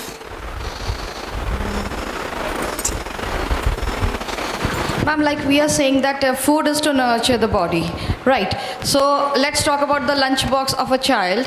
How many meals a child is having a day, per day? Maybe 3 or 4 times a day meals. And if, like, while at home in the lunch, mother is giving all the nutritious supplement. Even in the dinner, she's giving all the nutritious supplement. And even in the morning, the child is having the milk. But when he's coming to school, like if I'm giving poha or biscuit or sandwich or something like that, is that wrong? आप बताइए, ये जो question पूछ रहे हैं ये address कहाँ से हो रहा है, व्हाट से या हाउस से? हाउस से. And this how is variable. तो अभी जो कुछ चल रहा है उससे एक डिफरेंट प्रोग्राम बन ही सकता है ना? तो मैं ये कह रही हूँ ऐसा ज़रूरी नहीं है कि लंच एक टाइम हो सकता है 2 ब्रेक, हो सकता है 3 ब्रेक, हो सकता है 2 माइनर ब्रेक, हो सकता है एक डिटेल ब्रेक, है ना? ये सारे प्रोग्राम बन सकते हैं. हो सकता है उसके जो वैरायटी ऑफ जो टिफ़िन आप रखने के कह रहे हैं उसमें भी वैरायटी हो सकती है. राजस्थान में एक तरह का कुछ, एक कल्चर में कुछ चीज़ें हैं और हर कल्चर में कुछ नर्चरिंग चीज़ें हैं. तो हो सकता है यहाँ की कुछ वैरायटीज़, हो सकता है किसी, है ना, और किसी नॉर्थ इंडिया में कुछ, साउथ इंडिया में कुछ और वैरायटी. ये वैरायटीज़ को कहीं आप फर्म अप नहीं कर सकते, फिक्स नहीं कर सकते कि 4 टाइम और ये वैरायटी, है ना? इसमें वेरिएशन हो ही सकता है. But that decision will come once I decide ये दूसरे की, मेरे संबंधी की हेल्थ ये मेरी जिम्मेदारी. तो फिर कितने गैप रखने हैं, कितनी देर का गैप रखना है, कब कब रखना है, क्या क्या देना है, ये सब डिसाइड कर लेंगे ना. और ये आपके ऊपर है, इसमें मैं क्या बताऊँ आपको. Actually, the reason is, when I was a kid, we had a teacher and she used to force us to bring paratha and sabzi in the lunch box. Now, what the child does is, a small child doesn't want to eat paratha sabzi, so the child used to throw that, we used to throw that in the dustbin, and we are empty stomach for the whole day. दोनों चीज़ों को सोचने की ज़रूरत है. Teacher पराठे के लिए इंसिस्ट कर रही है एक्सेप्टेंस और नेचुरल एक्सेप्टेंस. एक्सेप्टेंस, बच्चा अभी, चाइल्ड डजंट वांट टू ये एक्सेप्टेंस और नेचुरल एक्सेप्टेंस. तो अभी उसकी एक्सेप्टेंसेस में और इनकी एक्सेप्टेंसेस में गैप हो रहा है. नेचुरल एक्सेप्टेंस में कोई गैप नहीं. नेचुरल एक्सेप्टेंस में कोई गैप नहीं है. इसको ध्यान में रख करके टीचर भी अपने प्रोग्राम को मॉडिफाई कर सकती है. बच्चे में भी इवोल्यूशन हो सकता है, दोनों पार्ट पे काम हो सकता है. एक बार बच्चे को दिख जाएगा, बच्चे अपने में शिफ्ट कर लेता है. एक बार टीचर को दिख जाएगा, टीचर अपने में शिफ्ट कर लेती है. मैं बोल रही हूँ ये दूध के लिए पोजीशन, ये मेरा माइंडसेट है दूध को लेके. क्या केवल दूध हेल्थ के लिए अच्छा है? अगर नहीं, दूध के अलावा बहुत सारी चीज़ें हैं, है ना? तो हम क्यों इंसिस्ट करते हैं नहीं दूध नहीं पी रहा, ये बड़ी परेशानी की बात है. That depends. कई बार बॉडी को नहीं सूट करता और बच्चा कई बार इसलिए रिटेलिएट करता है, उसको, उसकी बॉडी को नहीं सूट कर रहा, उसको कुछ इंडाइजेशन हो जा रहा है, उसको कुछ कॉन्स्टिपेशन हो जा रहा है, and you are not observing. आपको तो लग रहा है नहीं दूध से तो कोई नुकसान ही नहीं होता. हमने बचपन से देखा है लोगों को दूध खाते पीते. ये दूध किसी की बॉडी को नहीं सूट कर रहा, हम हार्डली इस पर अटेंशन देते हैं. तो ये जो कैसे वाला पार्ट है ना मैम, ये हर जगह इम्प्रूव हो सकता है, हर समय इम्प्रूव हो सकता है. इसलिए इस पर बहुत स्टक मत करिए. ये देखिए कि अगर इस पर ध्यान चला गया, अगर बच्चे में इतनी समझ डेवलप हो गई कि हर पल हर क्षण स्वास्थ्य के लिए डिसीजन लेना है, शरीर की नर्चरिंग का, शरीर के प्रोटेक्शन का ध्यान रखना है, और ये उसको स्टेटमेंट में बताया जाएगा या जब हम कर रहे होंगे तब समझेगा. तो ज़्यादा बात ये नहीं करनी है कि वैल्यू एजुकेशन बच्चे तक पहुंचाना है. ज़्यादा बात वैल्यू एजुकेशन का अपने में जीना है. तो मेरे डिसीजन में हर पल हर क्षण ये प्रोटेक्शन और नर्चरिंग शामिल होगी, सेल्फ रेगुलेशन शामिल होगा, तब बच्चे में जाएगा, एक टीचर के तौर पे भी और एक माँ बाप के तौर पे भी. अदरवाइज सिर्फ ड्रीम है ये सब, अच्छा अच्छा संसार है, सपना देखें. हैं? ये भी एक स्टेटमेंट है. ये भी एक एक्सेप्टेंस है तब तक जब तक हमारे में ये दुविधा बनी हुई है. अदरवाइज स्टेटमेंट की ज़रूरत ही नहीं है. मैं देख पाती हूँ ऐसे ही है जो मैं चाहती हूँ और मैं कर रही हूँ. दैट्स इट, है ना?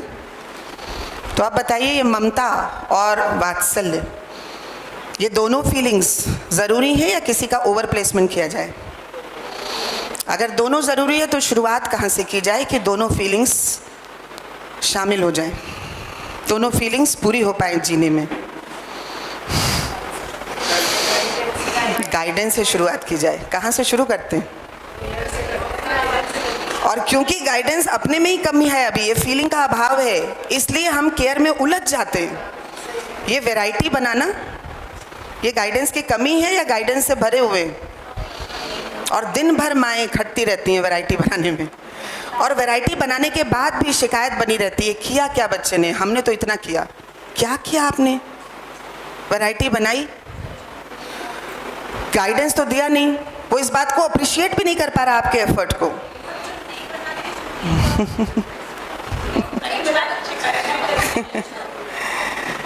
तो ये सब असेस करिए। अच्छा, एक चीज और असेसमेंट का, ममता सिर्फ माँ में होगी या हर सेल्फ में होगी? हमने क्यों माँ से जोड़ा हुआ है? क्यों स्टीरियोटिपिक हो रहे हैं कि ये खाना खिलाने का काम, रसोई का काम माँ का, और इसके साथ इतना सारा एजिटेशन हो रहा है? ये जितनी औरतों का आंदोलन हुआ है ना, उसके बेस में यही हाउस कोर एक्टिविटीज फीमेल्स की जिम्मेदारी। क्यों? फीलिंग तो फीलिंग है हर सेल्फ में, लेकिन अभी हम फीमेल्स ने भी इसको समझा नहीं, इसलिए हम रेसिप्रोकेट नहीं कर पाए एक्चुअली हम चाहते क्या हैं।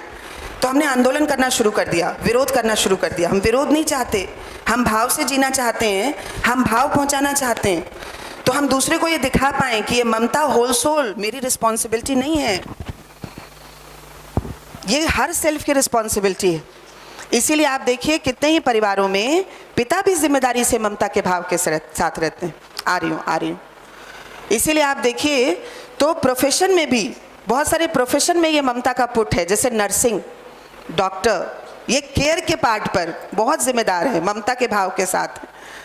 गाइडेंस, इसमें शिक्षक वात्सल्य के भाव के साथ है। लेकिन अलर्ट होगा तब, तो अगर देखें तो डॉक्टर अगर ममता के भाव के साथ में है तो मेडिकेशन अप्लाई करेगा या स्वास्थ्य के लिए आहार विहार पर ध्यान देगा? अगर वहां भी नहीं हो रहा है तो केयर के भाव को जिम्मेदारी से देखने की जरूरत है। अगर माँ के नहीं हो पा रहा है तो माँ को देखने की जरूरत है। और ये भी बता दीजिए कि क्या एक छोटा बच्चा, जिसको हम छोटा मान रहे हैं, वो ये ममता और वात्सल्य के भाव के साथ है कि नहीं है? हमको लगता है हमें ही दिखाना है ये भाव, जबकि जब हम बीमार होते हैं तो वो भी उसी तरह से टर्न अप होता है, उसी ममता के भाव के साथ, आपके शरीर के प्रति जिम्मेदार। जब आपको मोबाइल फ़ोन यूज़ करना नहीं आता और आप जूझ रहे होते हैं कैसे करें समझ नहीं आ रहा, उसी वात्सल्य के साथ आता है, मामा मैं बताता हूँ। सो वी आर पूरक, कॉम्प्लीमेंट्री है, उन्हीं की वजह से हुई है। ऑनलाइन क्लासेस में हमारी कोई एक्सपर्टीज़ नहीं थी। क्लासेस में हमने खोल खोल के बच्चों को पूछा है, बेटा दिख नहीं रहे हो क्या करें? उन्होंने गाइड किया है, मैम ये वाला ऐसे, ये ऑप्शन सी। तो ये फीलिंग्स हैं, हर सेल्फ में है, हर सेल्फ नेचुरली इनके साथ एक्सप्रेस होना चाहता है। अभी हमने अननोइंगली, इग्नोरेंस में किसी एक फीलिंग के साथ किसी को बांध दिया है, और वो भी पूरा उसकी समझ में नहीं आया अभी। इसीलिए हम सब चाहते तो फीलिंग्स के साथ जीना है, लेकिन फीलिंग्स के पूरे अभाव में सूखे हुए जी रहे। क्या करना है? शिक्षा में इन फीलिंग्स को रखा जाए कि ना रखा जाए? Very important. समय लगाया जाए कि ना लगाया जाए? अभी कल ही बात हो रही थी, एंड आई एडमायर दिस, कि भाई फीमेल्स हैं, फैमिली में जाने की ज़रूरत दिखती है, इसलिए छुट्टी की डिमांड होती है, जल्दी हो जाए। अगर ये भाव का पता नहीं लगेगा तो हम घर जाके करेंगे क्या? यही वैरायटी बनाएंगे ना, यही पढ़ने के लिए जिद करेंगे ना, यही नहीं मानेंगे तो गुस्सा हो जाएंगे ना, और क्या करेंगे? यही कर रहे हैं। तो कम से कम ये दिख जाए तो अपने परिवार के प्रति जिम्मेदार हो जाती हूँ, और बहुत सारे परिवारों से संबंध दिखता है। अब मुझे ये नहीं लगता कि मुझे सिर्फ गाजियाबाद में एक परिवार के लिए टर्न अप होना है, ये सब मेरा परिवार है। इन सब परिवार का एक एक मेंबर मेरे सामने है, जिम्मेदारी से मुझे पार्टिसिपेट करना है ना। तो मेरा परिवार बड़ा हो रहा है, मेरी जिम्मेदारी बड़ी हो रही है। This is all out of this feeling of guidance. और इस वात्सल्य के साथ आप तृप्त होंगे, उससे पहले मैं तृप्त हूँ, क्योंकि मैं गाइडेंस के साथ जीना चाहती हूँ, मैं वात्सल्य के साथ जीना चाहती हूँ। फीलिंग्स को समझना ज़रूरी है। बताइए जी। मैम मेरा ये कहना है कि ममता की बात हुई है, तो ममता जब हम किसी पेरेंट्स से बात करते हैं, इवन देन घर में भी बात करते हैं जी, तो हम जैसे बच्चों को समझाने की कोशिश करते हैं कि बच्चा आपको ऐसे नहीं करना है। हम एग्जांपल्स भी देते हैं, ऑप्शंस भी देते हैं जी, कि बेटा ऐसा नहीं करना चाहिए, आपको से साफ़ सफाई रखनी चाहिए, इससे ये होगा, इससे वो होगा। पर जो दूसरे पेरेंट्स होते हैं तो वो ये कहते हैं तो वो ये कहते हैं कि है ना बच्चों की भी खेलने की उम्र है, अभी इन्हें ना रोका टोका जाए। पर वो जैसे अभी बच्चा अगर 10 साल का है, 12 साल का है, तो उसकी जिम्मेदारी एक आती है कि अब वो खुद सेल्फ हो जाना चाहिए, धीरे धीरे सेल्फ होना चाहिए। पर कहीं कहीं ममता का जो भाव आता है तो वो कुछ ज़्यादा ही आ जाता है कि नहीं अभी हम करेंगे इनकी केयरिंग, अभी इनकी उम्र है खेलने कूदने की, तो अब इनको खेलने कूदने दो, इन पे रोक टोक मत लगाओ। ठीक बात है। तो अभी सब इवैल्यूएट करें, है ना, समझदार हो जाने की कोई उम्र है क्या, फलक चीज़ की कोई उम्र है क्या, है ना। तो या फिर ये चॉइसेस हैं और हमने चॉइसेस को बांट रखा है उम्र के हिसाब से। तो छोटा बच्चा समझदार नहीं हो सकता, खेलेगा ही, बड़ा बच्चा खेलेगा नहीं, समझदारी से ही जिएगा। देख लीजिए इवैल्यूएशन करके, इसका कोई हार्ड एंड फास्ट रूल है क्या, या सिर्फ ये इमेजिनेशन का मामला है। अगर इमेजिनेशन में खेल इंपॉर्टेंट बना हुआ है तो इवन उम्र बढ़ती जा रही है, खेल के प्रति अनुराग वैसे ही बना हुआ है। तो इवन अभी शरीर ने साथ देना छोड़ दिया, लेकिन अभी भी सिक्सर और ये 4 रन ये टीवी पे ही बैठ कर करके मजा ले रहे हैं, क्योंकि इमेजिनेशन में खेल इंपॉर्टेंट है। This is all matter of imagination. नहीं मैम, जैसे अभी आप किसी के घर जा रहे हो या घर में इवन देन ऐसे मेहमान दूसरों के घर जाते हैं, अपने बच्चे होते हैं जैसे सोफे पे जाके कूदेंगे, अब वो बेचारे कहते हैं कि हमने तो मुश्किल से पूरा घर जमाया, सोफे पे कूदना, एक्सपेंसिव सोफ़ा है और वो कूद रहे हैं बच्चे उस पर, और हम उनको क्या करें। हम तो वहाँ ममता देख रहे हैं कि बच्चों की तो उम्र है कूदने की, शैतानियाँ करने की, वो तो करेंगे, पर अगले के तो होता है कि यार मैंने तो इतना एक्सपेंसिव सोफ़ा लिया है, इसकी स्प्रिंग्स ख़राब हो जाएंगी। तो बताइए, केवल बच्चा गलत कर रहा है, समझदारी से नहीं टर्न अप हो रहा है, या हमारी तरफ से भी कुछ चूक हो रही है? तो वही है कि माँ की तरफ से ही होती है। एग्जैक्टली। अच्छा, सोफ़ा ज़्यादा क्यों इम्पोर्टेंट लग गया? क्योंकि हमको ये मूल्य ज़्यादा इम्पोर्टेंट लग रहा है। तो मेरी इमेजिनेशन में मूल्य नहीं आया। सोफे का मूल्य क्या? सोफे का मूल्य क्या? सोफे का प्रयोग हो सके। लेकिन अभी हमने कीमत के अनुसार से सोफे का प्रयोग करना या फिर ना करना क्या तय किया है? ना करना। आपके घर में 24 घंटे सोफा रखा हुआ है और 24 घंटे में हार्डली आप 1 घंटा उस पर बैठते हैं या बैठने देते हैं, अदरवाइज कवर करके रखे रहते हैं। सदुपयोग या दुरुपयोग? मेरा एक और है कि मैम फिर वो बच्चा जो आप कह रहे हैं ना सेल्फ, कैसे फिर वो सीखेगा? जैसे वो आम मैं तो दोनों ही बात कर रही हूँ, मैं समझ गई आपकी बात को। मैं तो ये कह रही हूँ, एक सेल्फ जो सोफे की खरीदारी कर रहा है, वहाँ भी सेल्फ के इमेजिनेशन का ही मामला है ना, तो उसके सदुपयोग की दृष्टि से खरीदारी कर रहा है या ये मूल्य को कीमत समझ करके खरीदारी कर रहा है, वो उस सेल्फ का मामला है। फिर एक बच्चा, एक पेरेंट्स जो लेकर के गए हैं बच्चे को, है ना, और वो बच्चा कूद फांद मचा रहा है, उस बच्चे के भी इमेजिनेशन का मामला है। ये जिनका बच्चा है जो कूद फांद मचा रहा है, जो परेशान हो रहे हैं, है ना, कि अरे भैया उनका इतना महंगा सोफ़ा ख़राब करो, मत करो, इधर बैठो, इनके इमेजिनेशन का भी मामला है। अभी इस इमेजिनेशन में सेल्फ को जिम्मेदार समझदार बनाने की बात शुरू से हुई क्या? अगर होती तो वो ये महंगे सोफ़े का डिसाइड करते क्या? अगर होती तो वो ये बच्चे के इस इमेजिनेशन में, है ना, जो खेल प्रायोरिटी पर है, इससे रेस्टलेस होते क्या? तो guidance is when I am in stable state and I am in state of seeing my imagination through natural acceptance. That's why I am accepting you as my relative. अब sofa नहीं ज़्यादा priority पर है, लेकिन इसका मतलब मैं आपको कूदने दूंगी, मैं आपको चोट लगाने दे दूंगी, ऐसा भी नहीं है। अभी क्या है, जब हम टर्न अप हो रहे हैं ना बच्चे को, तो हम इस तरह से बता रहे हैं क्या कर रहे हो, सोफ़ा ख़राब कर रहे हो। अब उसको ये नेचुरली एक्सेप्टेबल ही नहीं है। होगा आपका सोफ़ा महंगा, उसके लिए तो खेलना इम्पोर्टेंट है। नहीं अम्मा, अगर सदुपयोग भी अगर ये मायने रखता है तो वो भी बता सकते हैं ना बच्चे को। अब क्या करते हैं ये आपके, इसलिए मैंने कहा ये कैसे वाला पार्ट ये वेरी करेगा। समझ जाएंगे तो फिर आप अपना प्रोग्राम बनाएंगे, मुझे बोलना क्या है, मुझे उस समय बोलना है कि नहीं बोलना है, मुझे किस समय निर्णय लेना है, सब आपका है। इसलिए इसमें कोई फिक्स्ड मेरी तरफ से कोई सजेशन है भी नहीं। बहुत वैरायटी है, बहुत चॉइसेस है, बहुत इनोवेशन है। सारा इनोवेशन यहाँ है। यहाँ कोई इनोवेशन है क्या? यहाँ तो फिक्स है। इसलिए एजुकेशन का कंटेंट भी, जो जितना इनोवेशन कर रहे हैं आप सब यहाँ कर रहे हैं, यहाँ तो कुछ फिक्स है और वो फिक्स पढ़ा नहीं रहे, बता नहीं रहे। इसलिए इनोवेशन क्या करना है ये भी बहुत फर्म अप नहीं हो पा रहा। इसीलिए वो सारी चीज़ें इनोवेटिव थॉट के साथ, डिज़ाइनिंग थिंकिंग के साथ आप करे जा रहे हैं, जिसका कोई यूज़ नहीं है। इवन वो कई बार संबंधों में, व्यवस्था में जीने से कुछ अलग काम कर रही हैं। जैसे एसी का इन्वेंशन, क्या लगता है ये व्यवस्था को देख के हुआ? और ये एसी में भी ये power saver, energy saver AC, इसका इन्वेंशन क्या व्यवस्था को देख के हुआ? आप थोड़ा सा सोच के देखिए, आप गर्मी से आए हो, आपकी बॉडी पूरी तरीके से हीटअप है और आप तुरंत ये ठंडे में बैठना चाहते हो। आपकी बॉडी के साथ संबंध और व्यवस्था समझ रहे हो, इसी में बैठना चाह रहे हो। ये तुरंत ये जो टेम्परेचर का ग्रेडिएशन है, जो ये ग्रेडिंग है, ये दो डिफ्रेंसिएशन है, ये बॉडी को खराब करेगा या अच्छा करेगा? आप आए हो और आप गर्म हो, लेकिन घर में बैठे हुए लोगों के लिए उतना 17 डिग्री टेम्परेचर नहीं चाहिए, लेकिन आप आते ही तुरंत उसको 17 डिग्री कर देते हो। साथ बैठे हुए व्यक्ति के साथ संबंध को खराब करेगा, ठीक करेगा? पर आपको लगता है आपकी बॉडी के लिए 17 डिग्री सेंटीग्रेड मतलब सबके लिए। अरे घर में बच्चा भी है, घर में बूढ़े भी हैं, लेकिन हम इस संबंध और व्यवस्था को नहीं देख पाते ना। ये अपने इनोवेशन से खुश होने का ये परिणाम है। हमको लगता है इसी में खुशी है, इसी में सुख है। और जब ये एसीज जो आपको तृप्त नहीं कर पा रहे, एक कमरे में बूढ़े भी हैं, बच्चे भी हैं, तो आप हर कमरे में एसी लगाओगे या किसी एक कमरे से संतुष्ट हो जाओगे? हर कमरे में आप लगाने लग जाते हो। लगता है यहाँ मना कर रहे हैं, वहाँ लगा लेते हैं, हम तो वहाँ लगा लेते हैं।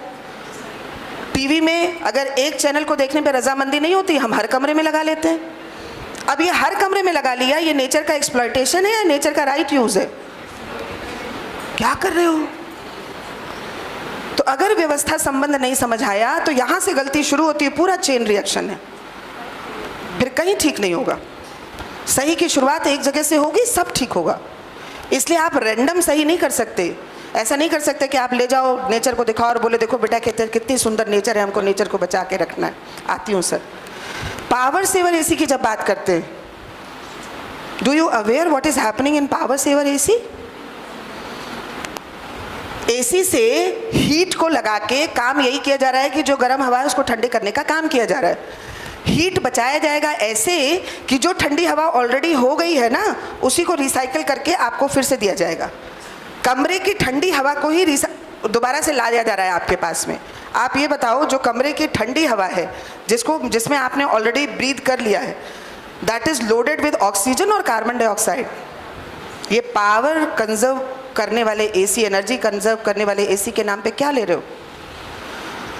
इसीलिए आप बताओ, एसी वाले कमरे में सफोकेशन फील होता है, कंफर्टेबल फील होता है? कुछ समय के बाद आपको सिर दर्द होने लगता है।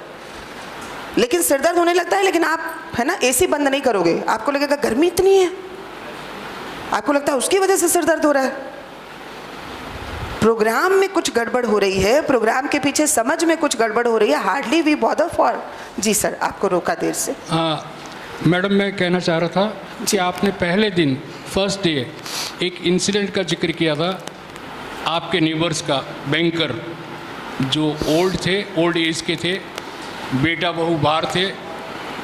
तो वैसा ही कुछ मेरी स्थिति है कि बच्चे की शादी करवा दी, बच्चा बाहर है और आ नहीं पाता है। तो उसका लास्ट आपने क्या समझाया वो वापस मुझे समझाइए, क्योंकि बच्चा दूर है, 6 महीने 12 महीने में वो आता है 2 दिन 4 दिन के लिए, लेकिन वो उसकी माँ के लिए क्या सॉल्यूशन है? मैं तो खैर फिर भी सहन कर लेता हूँ, लेकिन उसकी माँ के लिए क्या सॉल्यूशन हो सकता है, ये मुझे जानना है।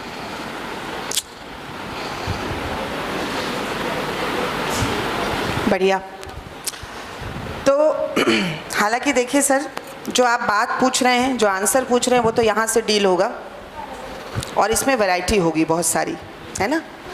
इसमें आपका निर्णय पहला होगा, प्रमुख होगा।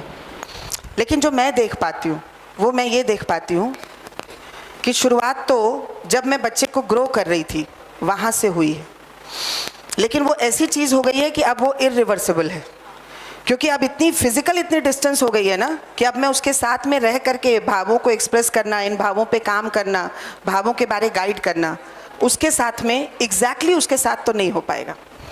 लेकिन अब मुझे संबंध अगर दिखने लग जाए, ठीक से भाव दिखने लग जाएं, तो क्या केवल मेरा बेटा या हर व्यक्ति? और अगर हर व्यक्ति, तो मेरे पड़ोस में ज़रूर एक नाती पोता है ना, एक बेटा एक बेटी है। और हम लोग ऐसा कर रहे हैं, देखिए बाय डिफ़ॉल्ट नेचर में ऐसा हो रहा है। मुझे तो बार बार लगता है, मैं एक परंपरा के चलते विवाह के बाद यहाँ आ गई, मुझे एक माता पिता मिल गए सेवा करने के लिए, लेकिन मेरे माता पिता के लिए कहीं इंतज़ाम हो रखा है, तो मुझे चिंता करने की ज़रूरत नहीं है। दिस इज़ नेचर्स व्यवस्था।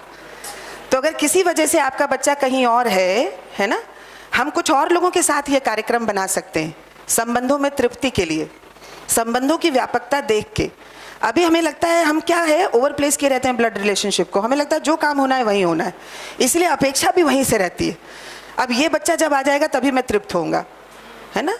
मैं अपने आसपास के लोगों से इस तृप्ति की जगह को ढूंढ सकता हूँ, लेकिन ये मेरा एक सुझाव मात्र है। अभी तो अपने में उसको प्लेसमेंट होना ज़रूरी है, अपनी संबंध की व्यापकता को देखना ज़रूरी है।